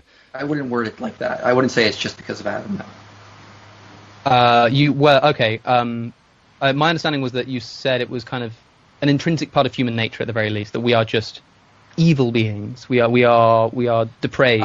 So I quoted C.S. Lewis on this. I pointed out that the moment you have a self, there's a possibility to put that self before you. So just being a self just necessitates the possibility and just the openness that there will be evil in that sense. So, and in that sense, we have sort of turned ourselves into these evil beings by being selves, just by the very nature of it. So if by the very nature of our being we are evil, that seems to imply that by necessity we are evil. How can it make sense to talk about the possibility of these beings doing good if we are kind of by necessity evil? Or I should frame it like this: if we are by necessity evil because of our nature, then how can we be held responsible for that evil if it is just a point of fact that our nature requires that we have this evil tendency? How can we be held responsible for that evil tendency? Well, I don't think we are. I would not take the Augustinian view that all men are born guilty. I would agree with the Greek Orthodox Church that all men are born just with a nature, but you're only guilty for your own sin. But even in that, no one is really condemned to hell for their sin. People are condemned to hell because they want to be there in that full sense. And so I dive more into that in this. My video on hell is not about the ontology of hell. My video on hell is more about the psychology of hell and what's sort of going on there. So I don't think, in the Christian worldview, no one is actually condemned for their sin because, John chapter 3 says, or John, I believe, maybe it's 2, but John the Baptist says the Lamb of God has come to take away the sin in the world. So the sin has already been taken away. If God is responsible for our nature, then he has taken it upon himself and done away with it. The only people in hell are the people who want to be there. As Dallas Willard said, God will let anyone into heaven who can stomach it, animals included. Do you mind if we move on to another question? Yeah, certainly. I fear that we may have misunderstood what the question was supposed to be. Perhaps if David, if you send me an email or something and let me know if we got it right. I feel bad if someone's kind of spent money to ask a question and we haven't sufficiently answered it. So feel free to just email me afterwards. That's a great option. Yeah. Okay. So from Gurgly Nagy, he says maybe true. In this one, I think it's either one. But let's give it to Michael. I don't know why I just forgot your name. He says, maybe true that the evil makes God hypothesis extremely unlikely, but don't you think we have additional arguments which make the hypothesis more likely? Oh, exactly. That's what I talked about in my opening statement, is that there's evidence for Christian theism independent of evil. And the argument of evil seems to be dependent upon a meta-ethical view of moral realism and a normative ethical view of utilitarianism for it to even work. So, I mean, this is what I said in my opening statement. Even if the argument from evil is successful, you could just become a nihilist in that sense, because I know Christians that are moral nihilists, surprisingly, and just say, well, that evil and good, suffering, this is all arbitrary. It doesn't really would affect the ontological or the metaphysical nature of God in its sense. I think I got the question answered, but if I'm wrong, please correct me. But I would like to perhaps point out that when I hear the phrase "the evil God hypothesis," makes God hypothesis. Yep, sorry. Evil makes God. I read the evil God hypothesis, although that might be an interesting thing to talk about in our back and forth, but I worry it's a slightly different question about kind of there could be a God exists that is evil. The way that I would see it as being relevant to the kind of present discussion is that one of the ways in which people like to say that we know that God can be good and exist as a good God is because although there's evil, there seems to be all this good that's necessitated by the evil. One can't exist without the other. This is the discussion we've kind of been having, is that, well, we know that God can be good because the good in the world necessitates the evil. They come as a package, so we can still say God is good, but that seems to be able to be turned on its head. And I could say, well, how do we know that God isn't evil? And of course, definitionally, people will say God is a maximally moral being, but there are at least theories of morality. You could be, say, a Christian moral nihilist who thinks that God is maximally evil, and the argument would be something like, well, no, that can't be the case because there's so much good in the world, right? If God was evil, he would make things maximally evil. There'd be so much evil in the world, and there's not enough evil to make that the case. But the exact reverse argument could be made, that without some pleasures, there can't be some evils, right? Without the knowledge of pleasures in the world, we wouldn't be able to fully experience the evils that we experience. Without calm, we wouldn't know what the experience of chaos was, this kind of thing. So it feels like the arguments that we're making to defend a good God hypothesis can be completely turned on their head and made in the reverse for an evil God. And the best way I've ever seen this put is by Stephen Law in his debate with William Lane Craig years and years ago. He makes this point really well, I think, if people are interested, but I'm not sure how relevant it is to the present discussion. Yeah, I'm going to let Michael decide whether or not he wants to respond to that, or whether you'd like to move to another question. Just see my video on the Evil God Challenge, which I did about a year ago. All right, this one is from a friend of mine. His name is Ale. He says, to Inspiring Philosophy, explain the distinction between being unjustified in allowing evil and allowing gratuitous evil, and the distinct roles they play in the discussion. Explain the distinction between being unjustified in allowing evil and allowing gratuitous evil, and the distinction roles play in the... So I think I probably need more clarification to really get at what this thing... Now, as I said earlier, I'm not saying that gratuitous evil does not exist. So I would need to know how these different phrases are defined. So I think between being unjustified in allowing evil and allowing gratuitous evil, and the distinct roles they play in the discussion. So I'll try to hit this as best I can, but I'm sorry if I'm misunderstanding it. I think... Yeah, to me, and I wish I could provide more clarity too, but it looks like these to me look very similar. Like these two things he's pointing out. So yeah, I mean, like I'm not saying, this is what I was gonna I wrote down some notes in reply to Alex's last rebuttal period, is that I'm not saying that suffering is intrinsically good. I'm saying it can be instrumentally good. I'm not saying that if suffering happens, the person is necessarily better off. I would build on Josh Rasmussen. And by the way, Alex, you did mention you didn't think anyone's ever really addressed the problem of animal pain. I could recommend two things really easy. There's a book by Trent Doherty called The Problem of Animal Pain. Yep. And there is a paper by Josh Rasmussen called A Randomness-Based Composite Theodicy for Evolutionary Evil. So I could send those both to you if you're interested. But I don't... myself and the authors are not saying that we think they're better off in that sense. We're not saying that gratuitous evil does not exist. We're saying that the suffering can be used for instrumental goodness, but it doesn't even necessarily need to be. What we're saying is, though, is that God has sort of created a universe where when those things arise, they will ultimately always be defeated if the free creature, allows them to be, by going through a process with God. We're not saying that they're better to go through that suffering. I don't think a lot of the suffering I went through as a child means, I needed to go through that to become the person I am. I'm not saying that at all. We're saying that these are examples of chaos. These are examples of a universe where there are free creatures. And ultimately, though, the universe has this law of triumph imbued in it that will always outshine the evil in that sense. It can always be overcome within every individual. So I'm not saying it's justified, but I'm also not saying it was determined by God or it has to be used by God. I'm saying God in soul building, there's going to be randomness, there's going to be chaos if it's going to be built by free creatures themselves and not by God determining everything. So I don't, and then it also goes back to what we mean by the ultimate aim or the ultimate end of God. Is it a utilitarian view, or is it like a deontology view, or is it a virtue ethicist view in that sense? So there's a lot more to be said on there, but I don't know if I'm getting the whole question right here. Well, this is actually, I've got another question here queued up, and this one is on virtue ethics. It's addressed to you from Shad Spark. Thank you for your super chat. He says, how does virtue ethics justify which virtues are good, and how does that not reduce virtue ethics down to consequentialism? Great point. So yeah, I would agree with Trent Doherty that it's not entirely opposed to consequentialism. Virtue ethics I mean, really, all the fields of ethics do blur into one another. Let's be honest. It's not like they're so individually distinct that I mean, even a deontologist will talk about we have to do good actions because ultimately that will create less suffering in the long run, even though their ultimate aim is not to reduce suffering, but to have good actions. So, in terms of what virtues we justify as good, this is a difficult question, and as any virtue ethicist will say, ethics is quite messy. It's not always going to have clear-cut, definitive ways in order to define these things. Circumstances are always going to play a role in that type of thing, on how to be virtuous.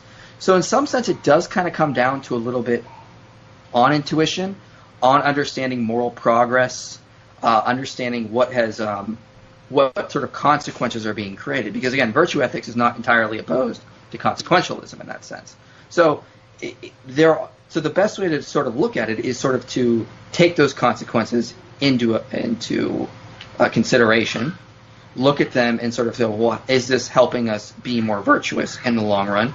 But I mean, ultimately the goal is to create virtuous people, not then you could say that is a consequence in that sense. But it's not about, the ultimate goal would not be defined in terms of pleasure or pain, but more in terms of bringing about certain ethical values and how to act in that. So again, it's a very messy situation, and it'd be very hard to put it down in different circumstances.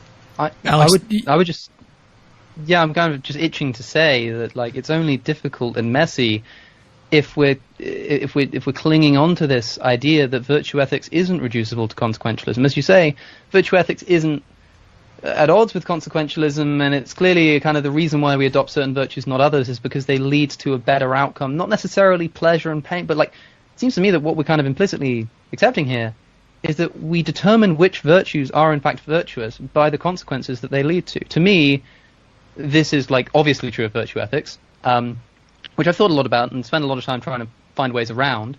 But I can only see a rationale for justifying virtue ethics that ultimately collapses into consequentialism. I would kind of be wary of the argumentation that you were using there, Michael, because it seemed to me like you were almost kind of accepting, almost just agreeing with the point that virtue ethics does, in some sense at least, collapse into consequentialism, unless you can provide a rationale for saying that virtues can be good in and of themselves completely regardless of the consequences that they bring about, which it sounded like you weren't doing. Maybe I'm just completely misunderstanding what you were saying, but it sounded like so many times you were saying that actually virtues are good as a result of the ends that they bring about. Well, we could think of, for example, the fat man in the trolley example. We would say it would not be virtuous to act in that way, to push the fat man over the bridge, to prevent the 5 people from being murdered, even though it would create more suffering in that sense. So you can think of different hypotheticals along the way where the virtues themselves are sort of themselves their own goal in the end. Sure, but so the important question there is why not? Why is it not virtuous to push the fat man? So obviously that example is given as compared to pulling the lever and kind of saying, well, why is one virtuous and one not? The question we're interested in here, the question that's kind of being asked by Shad Spark, is what is our kind of determination for why pushing the fat man is not virtuous? And to me, the reason why it's not virtuous to push the fat man is because even though a base level analysis of consequentialism would say if you push the fat man, less people die. For any listeners who don't know, you're pushing the fat man to stop the trolley hitting 5 people, and all people are innocent, right? Seems to be that, well, consequentialism would say that if you push the fat man, less people die, so the consequences are better, and yet it's not virtuous to push the fat man. But no, the consequence of pushing the fat man is living in an ethical world where we've agreed that it's okay to take people on the street and push them over a bridge if it's going to result in people being saved. And that would be a bad end. That would be a bad world to live in. In other words, it's not virtuous because the consequence of instilling that as part of our virtue ethics would be a worse world, right? It's bad by virtue of its consequence. Right. But also, I mean, building on even Kant, even though I disagree with him on a lot of things, we could say that it's just good in of itself, the same way that categorical imperative is just simply good in of itself. I mean, Kant would say it's wrong to murder just because it's wrong to murder. That's just it. Doesn't refer to the consequences. But if we lived in a world where we knew that if we did push fat man off bridges to prevent more suffering, that it would lead to more pleasure ultimately, we would still recognize that it was still not virtuous to do such a thing in and of itself, regardless of the consequences in that action, even though it created more pleasure. So yeah, I'm not denying consequentialism doesn't play at all into my role in understanding virtue ethics. Mm-hmm. I think there is, as I said in the beginning, they're quite blurry. It's quite messy. Ethics is quite messy. It sounds like you're making it more messy than it needs to be. There seem to be simpler explanations for these things, as long as we're willing to stop clinging on to ideas of virtue ethics that are just kind of, for some reason, just strictly opposed to accepting that there's consequentialism at the basis of their motivations. Like, just do that, and I'm sure that we'll be a lot happier, and we'll be able to clear up the mess quite quickly. All right. Well, we'll just move on. Yeah. Let's move on to another question here, and this one's for Alex from Gina M. Thank you for your super chat. She says, how would you respond to an argument that a world without virtue would create a world of evil? For example, in a world that would not permit the growth of forgiveness, people would become so selfish as to be prone to evil. Well, bear in mind, the argument that I was making was that it's not worth having evil in the world for the sake of virtue. Reason being that, I'd rather have no evil and no virtue. And the question is being asked, but what if it were the case that by allowing a world without virtue, more evil would be produced? Well, look, bear in mind, what I'm trying to do here is minimize evil. And the first step of my argument is to say, to minimize evil in the first instance means to get rid of the virtue, right? So in order to achieve this end of minimizing evil, I'm going to disallow virtue, all these particular virtues from existing, because we're going to disallow the evils which need to be there in order for the virtue to exist. Then you ask, but what if that leads to more evil? Well, if that were the case, then it wouldn't be a minimization of evil, right? So we would allow the virtues, because then it would actually be worth it, right? So the point that someone like Michael will make is virtues are worth the kind of evil that comes about in order to produce them. This would be the case in a world wherein if we could show that without virtue there would be more evil, then yeah, it would be worth it. What I'm saying is that in the actual world that we live in, I don't think that is the case. I don't think it is the case that if we got rid of cancer and got rid of chemotherapy, that would be overall bad, because it would lead to some kind of badness. I don't think that if we got rid of fear and we got rid of bravery, that would lead to some kind of evil.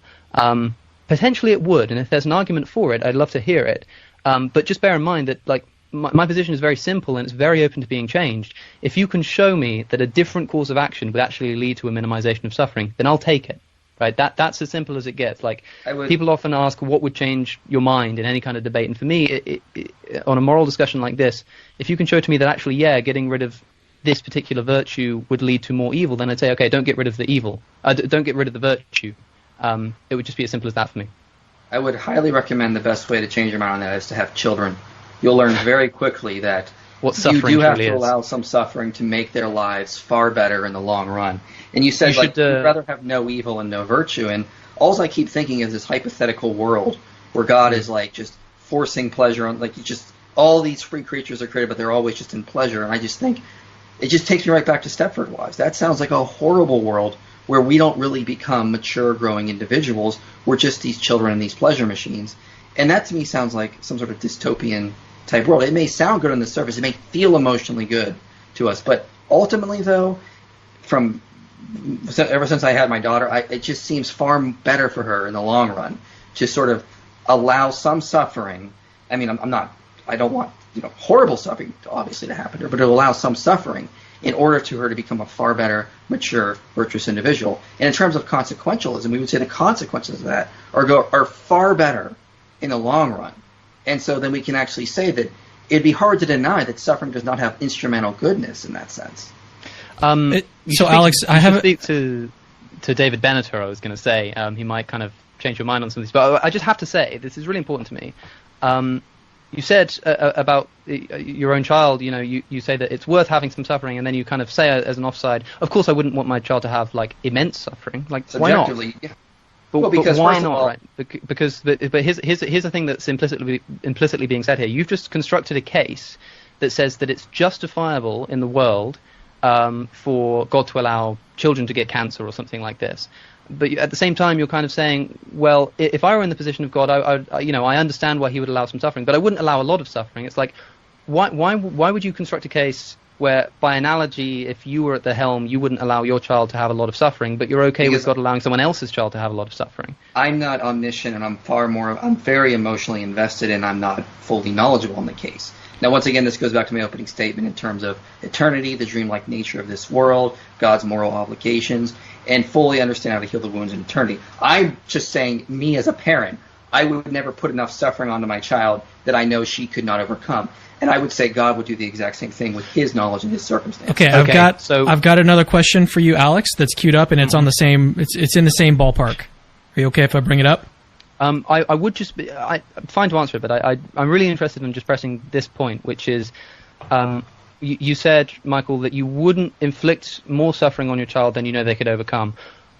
What if like I could show to you, like by some time traveling device, that if you gave your child a horrible, horrible disease, that they were gonna manage to overcome it, and they got lots of good things out of it, they became like a strong character, would you be okay with me injecting that disease into them? I think not. Even if you were in a position of omniscience to know that once that they were capable of getting through it, and that once they'd gone through it, they'd develop certain virtues, I think you'd still rather say no. I'd rather not have my child go through that, even with the results that are going to come out. Yeah. But this is what we're saying when we say that God can justify suffering because it leads to certain virtues. We say that he knows that this person is going to suffer in the way that your child would suffer, but he has no quarrel with that. He says, that's fine, I think it's worth it. And you said that you didn't have omniscience. When I asked you about that, you said, well, I'm not in a position of omnipotence and omniscience, and I'm giving you that opportunity. I'm saying, here's an example where as a time traveler, you can have that omniscience and know that your child will overcome it and will be a better person for it, but you still say that you wouldn't inflict it upon them. And you've got to ask yourself, why not? Because there's a difference between when something happens in part of like a random chaotic universe versus the actual action of inflicting the pain. I don't think God is necessarily the one giving people cancer. I'm simply saying that we are part of this random soul-building universe, and he is allowing us to be able to overcome it. Maybe that was a clumsy wording then. So let's say that instead I am about to inject this disease into your child and you have the opportunity to stop me, right? Because this is the situation that God would be in. As you rightly point out, I was wrong. It would be more analogous to say that you have the opportunity to prevent your child from having a horrible disease. I'd imagine that you'd still do that. You'd still knock the needle out of my hand, even if I was a time traveler who said, no, listen to me, I'm doing this for his or her own sake. You'd probably still want to knock that needle out of my hand. And if you would, then you've got to ask, if it's not good enough for your child, then why is it good enough for anybody else's? Well, of course it would. I'm emotionally invested. I'm not omniscient, and I don't fully understand the situation. I mean, I'm not going to deny my own subjective. I mean, I opened by pointing out there is an emotional sting of evil, and I'm going to do everything I can to fight that. But again, it goes back to my point of quoting Eric Reeton in my opening statement. Okay, let's move on to another question from Anthony Buck.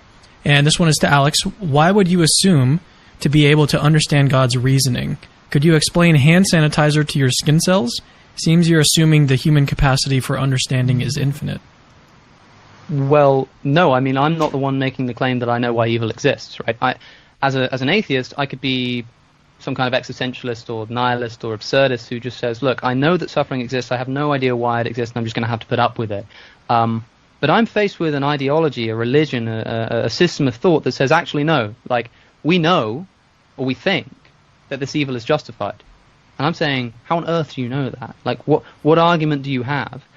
And there are kind of two ways to go about it. There's one way of saying, well, I have separate reason to believe that a morally perfect being exists through like an ontological argument, and therefore I can just assume that there's good reason for it. But what's being done here in the problem of evil is an attempt to actually justify that suffering.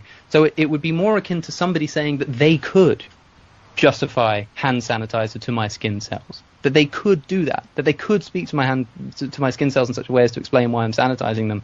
And I'm simply saying, or rather by analogy, the skin cells would be simply saying, like, what on earth is that explanation? And I find it wanting. I don't think we can know the mind of God. But if we can't know the mind of God, then I don't think we can say that evil is justified in the same respect that we can't say that it's not. All right, I'm going to kind of power through some of these questions because we have a lot to get through before we hit that 2-hour mark. This one's from Paul Rimmer to Inspiring Philosophy. Michael, is everyone in heaven a vegan? I mean, maybe everyone in heaven is a breatharian. I mean, in terms of the resurrection, I mean, we have to remember Christian heaven is the resurrection. I would say heaven is going to be far more, now this is probably a little bit of a caricature, but heaven is far more like Narnia in that kind of sense. That there will be animals there. It's the resurrection in that sense, that we're going to come back to earth in that sense. Are we going to be vegan? It's quite possible. I'm very sympathetic to a lot of the vegan arguments out there. I'm not going to deny it.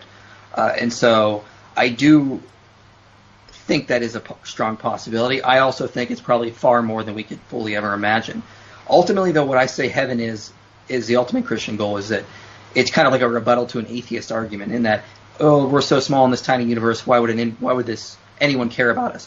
Well, maybe we're small now, but I would say heaven, if we're going to be resurrected back on this earth, and we're going to pick up where we left off in Eden, It's going to be our job to turn the whole universe into Eden in that sense. So tame the rash environment, finish up the job on this planet, and then move on to other planets, turn the whole universe into Eden.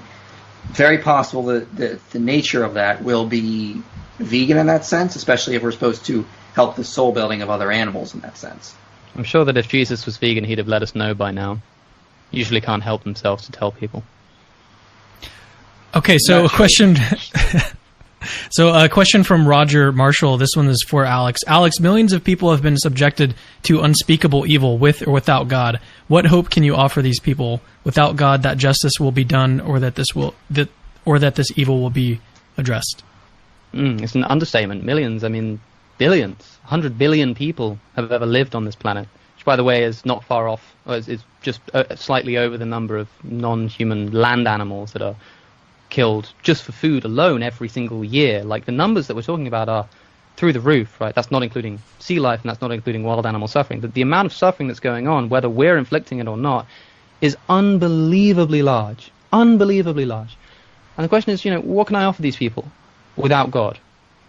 Well, I don't know the answer to that question. I could offer them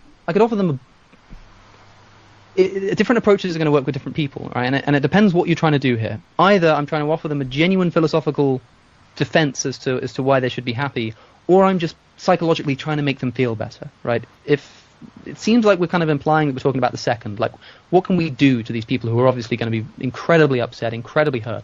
And it would depend on the person. I can offer them a book. I mentioned Viktor Frankl. If you read Man's Search for Meaning, it's one of the most touching accounts of somebody managing to find meaning in the most meaningless of situations. And that might help somebody. But what I have to admit, and what I have to have the intellectual honesty to admit, is that if I don't have the answer to that question, and I don't think I do, that I simply can't even pretend to have one, right? So my job here is to show why I think evil and suffering in the world is so bad that we have reason to think that God wouldn't allow it. So if I don't even think that an omnipotent, omniscient being that was the creator of the universe could justify this kind of suffering, then I'm sure as hell that I couldn't either. And we may just have to accept the fact that there's nothing we can offer to these people.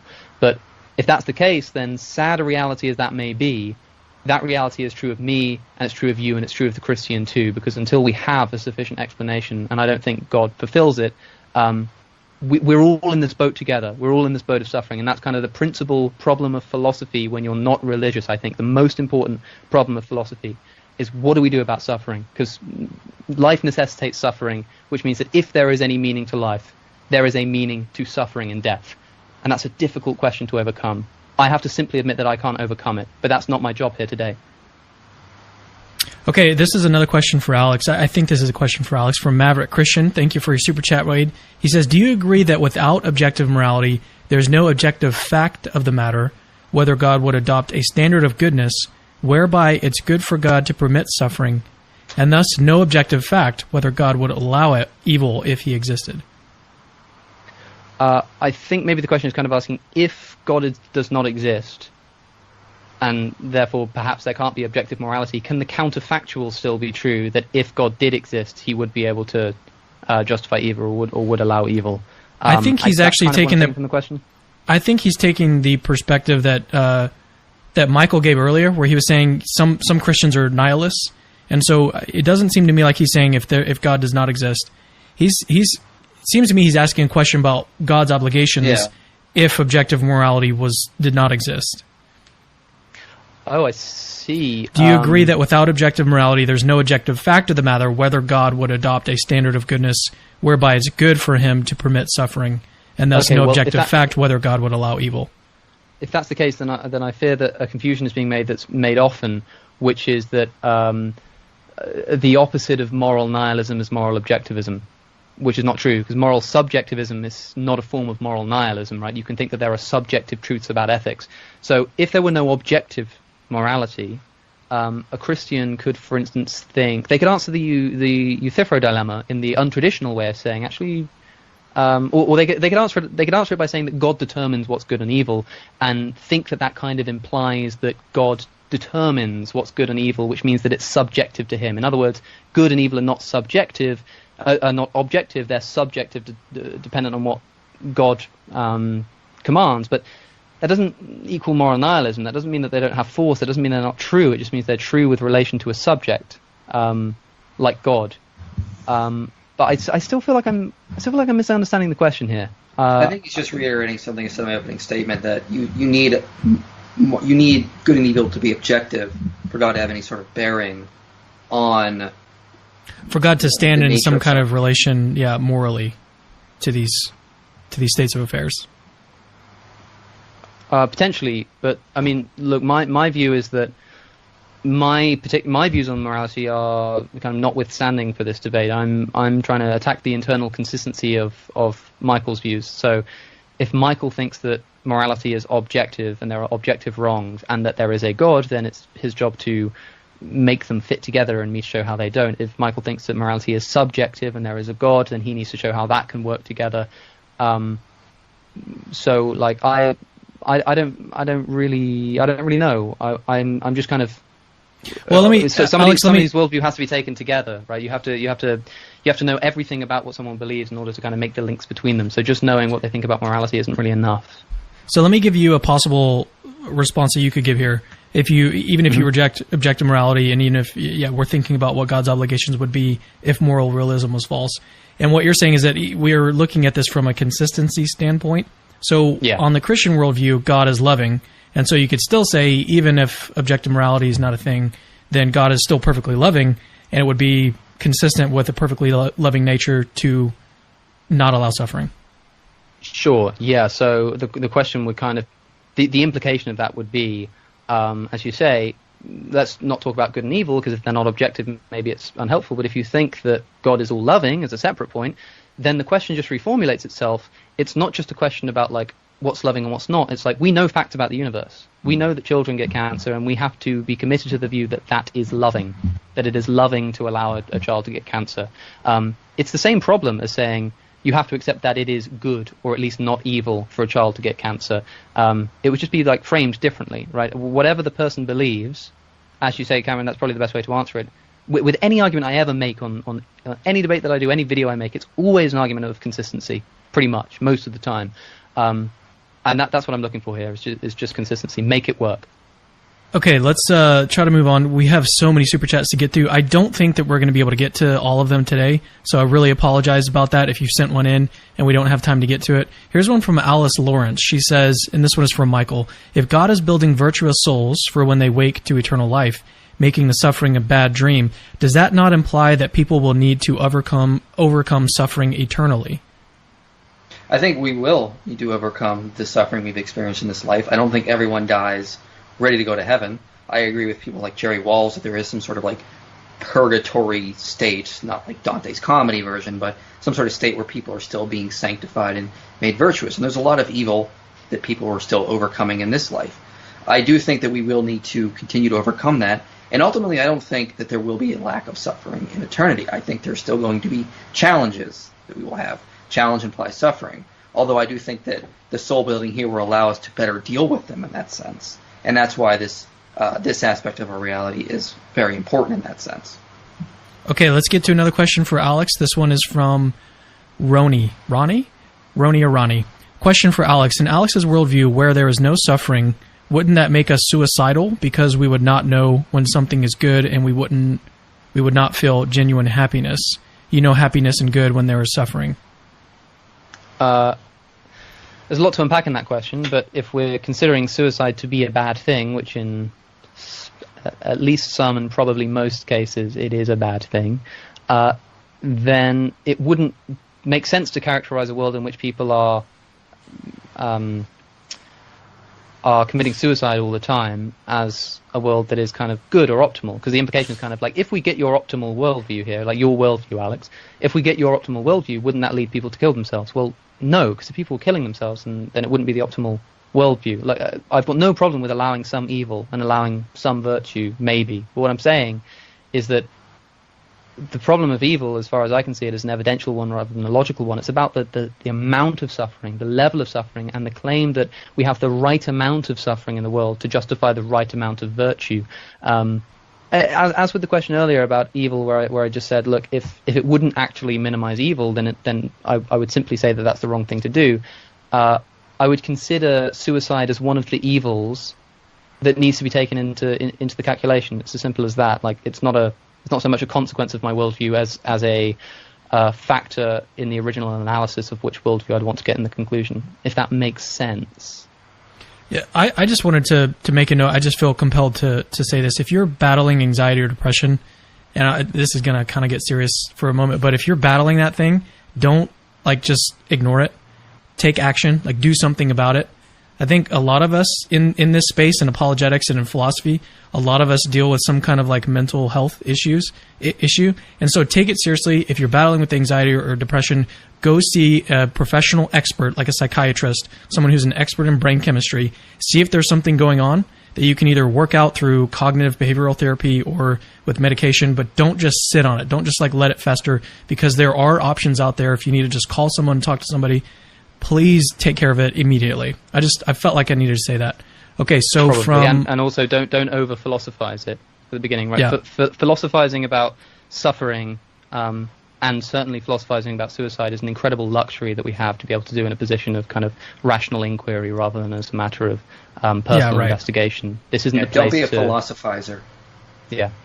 Hey, do you guys have time to go a little bit long today, just to answer some more questions, or what's the status? It should be fine by me, as long as you don't keep me forever. Yeah, sure. Let's just probably have a cutoff point at some point, because I don't want people to just think that 3 more hours of super chats. Yeah, no. So okay, let's just get through a few more here, and then we'll move to some closings. Okay, this one is I'm not going to. So some of the super chats that are being sent in seem a little bit tangential and not related. So I'm unfortunately going to have to skip over some of these. Joshua Hell says, if God is omnipotent, is he bound to the rules of logic?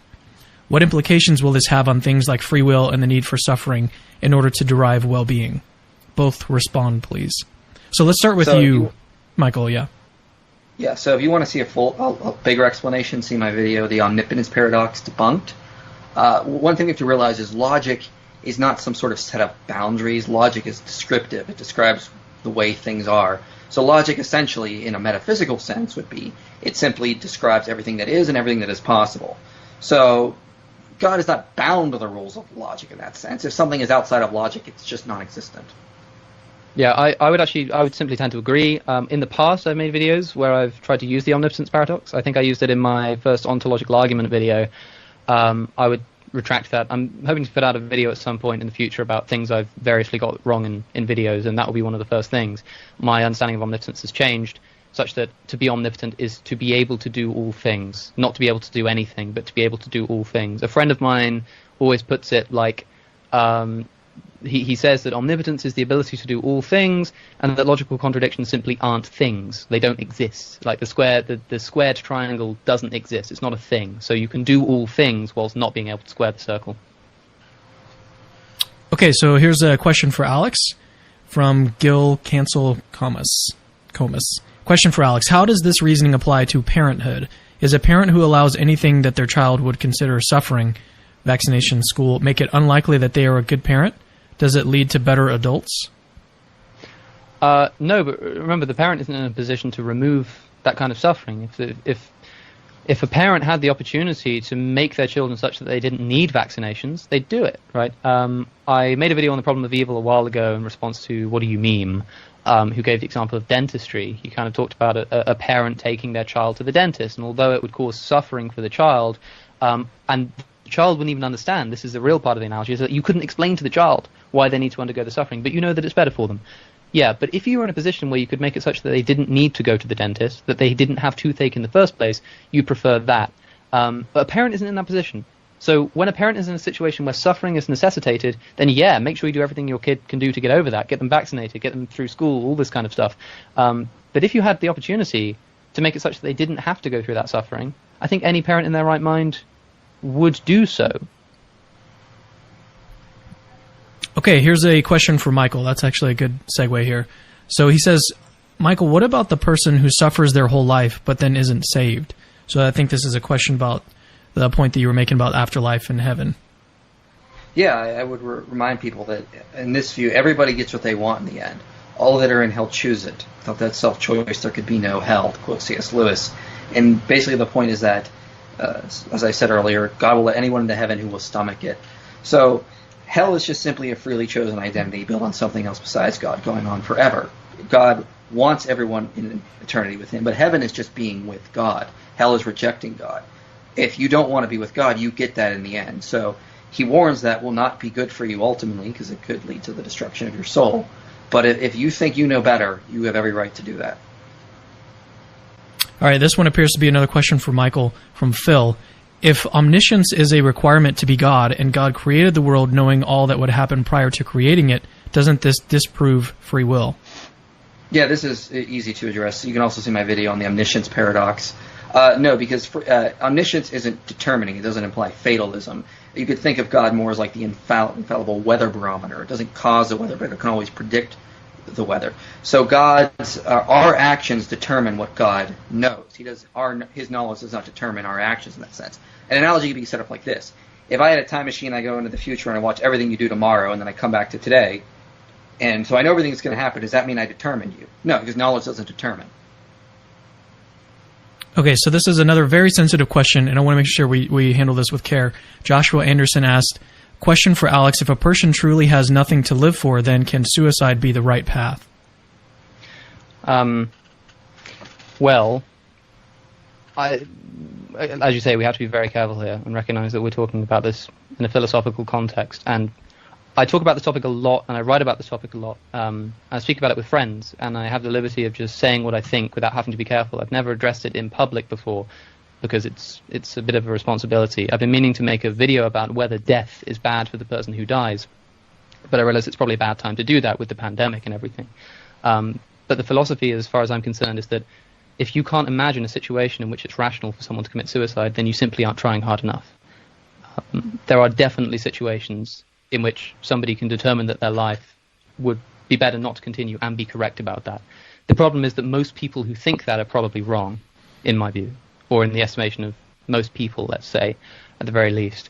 Some people will try to address the problem by saying, never give up. There's never a reason to end your life.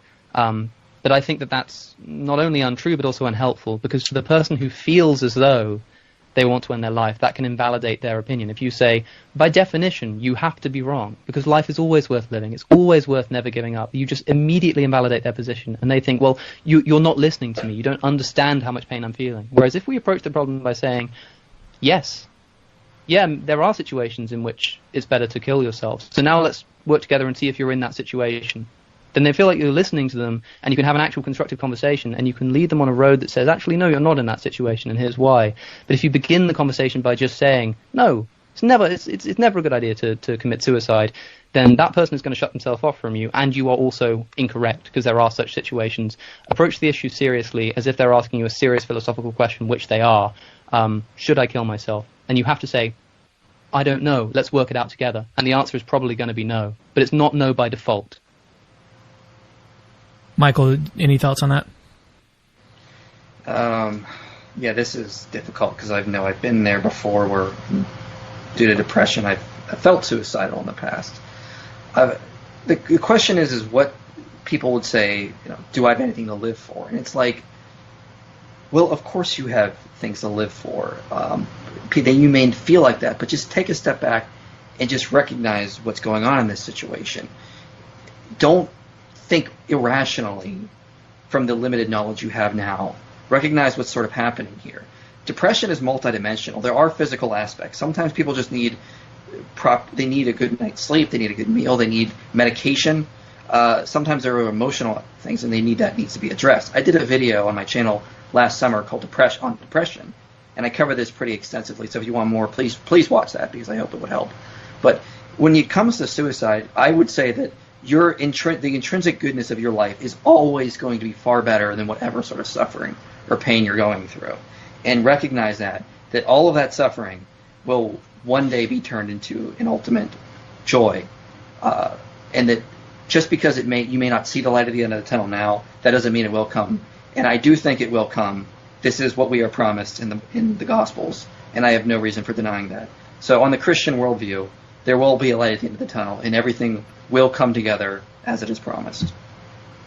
Okay, let's turn to another question and I think this is going to be our last one before we do some closings, from Moshin Khan. He says, if I die and go to hell, ultimate suffering, God already knew this before creating me, yet he went on to create me. Doesn't this imply that he can't be merciful knowing what he knew? So yeah, that's a good question. So I think we have to go back to what we mean by good and evil. Is suffering ultimately going to outshine the suffering of the individual in that sense? And my argument, going back on some of the earlier analogies I gave, is the goodness of life is always intrinsically better than any sort of intrinsic badness there is in suffering. Also, I don't think hell is necessarily eternal. I would call myself more of an eventual annihilationist, in that God exiles people from his presence, and then they slowly would go out of existence of their own accord. So I don't think that it's sort of this eternal, endless, horrible place that people are stuck in. I think, although ultimately the intrinsic goodness of the life itself is always going to be better than that. And ultimately, I also remind people that everyone in the end will get what they want. You can be in heaven if you want. I don't believe that. I'm also not an advocate that once you're in hell, there's no chance for post-mortem salvation. So there's always that opportunity to turn around and get out. Anything to add, Alex? Sorry, closings. I didn't quite catch that. Did you say that if someone's in hell, they do or they don't have the opportunity to move from hell into heaven? I do think they have the opportunity to move into heaven, but I think it's exceptionally rare. Right. Sure. Okay. Yeah. No. I would have had a point if you went the other way, but I'm happy to just kind of move on for the sake of time. I mean, yeah. No. Yeah. I haven't really got much of meaning to say on that topic. Okay. Cool. Let's move into, so I wanted to mention to everybody, so what we're doing right now with our channel is we're planning a conference. And so I just wanted to let you know that in the fall of 2021, we're planning a Capturing Christianity, the first ever Capturing Christianity conference. And the way that this is even possible is that we're looking to bring my wife, who is she is the most gifted event planner in the world, and I'm not just saying that, she really is gifted, and so we're looking to bring her on board with Capturing Christianity full-time as soon as possible. So we just launched a campaign to make this happen, and if you want to help, you can go to patreon.com/Capturing Christianity. The link to this is in the description of the video, and you can help make this conference and other conferences and a lot of other really cool things that we have planned going on happen if you help support the ministry on Patreon. With that said, let's go to some closing. So with Inspiring Philosophy, let me get my clock here down to, would you like to stick with 2 minutes, or do you want to move it up to 3, or how would you like to do these? Whatever Alex wants is fine with me.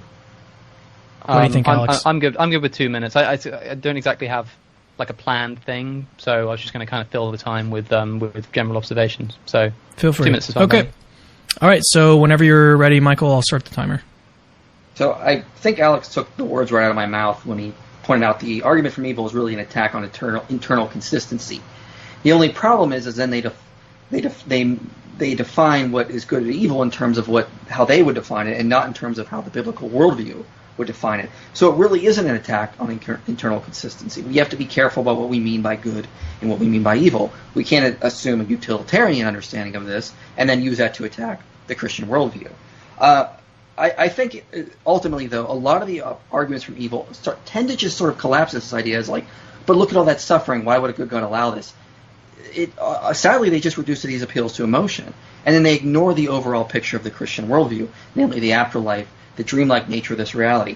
Alex was pressing me on something earlier about like, would I want my daughter to be given a horrible disease if he was some sort of time traveler? And I was saying no, because I'm emotionally invested, obviously.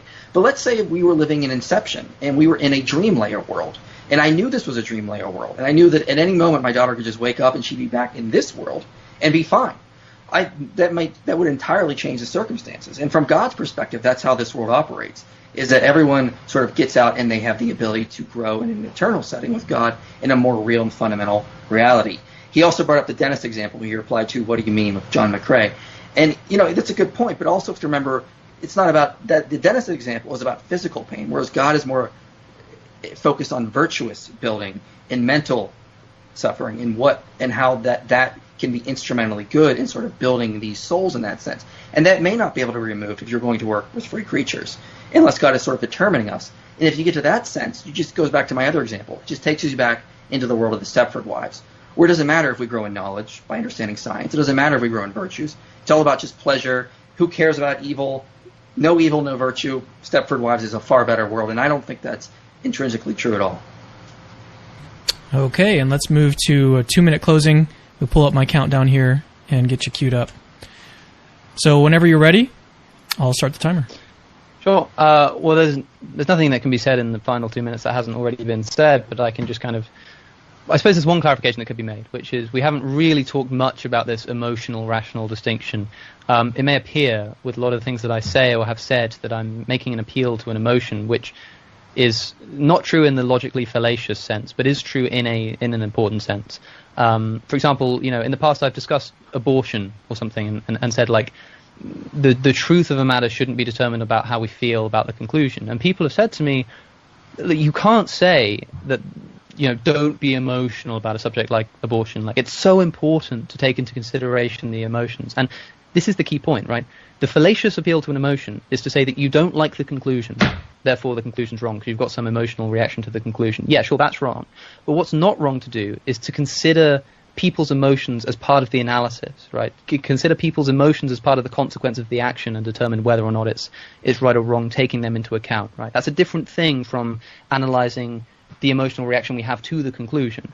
So in the problem of evil, when it seems like we're talking emotively, when we say, like, there are innocent people dying, it may seem as though that's an appeal to emotion. I'm just trying to get people to feel bad. It's like, no, it's a philosophical point. It's that these people are innocent, meaning that they, prima facie, don't have a reason that's deserving of the punishment inflicted upon them, and they're going to suffer emotionally for it to this extent and this extent. And you can talk about the emotional impact.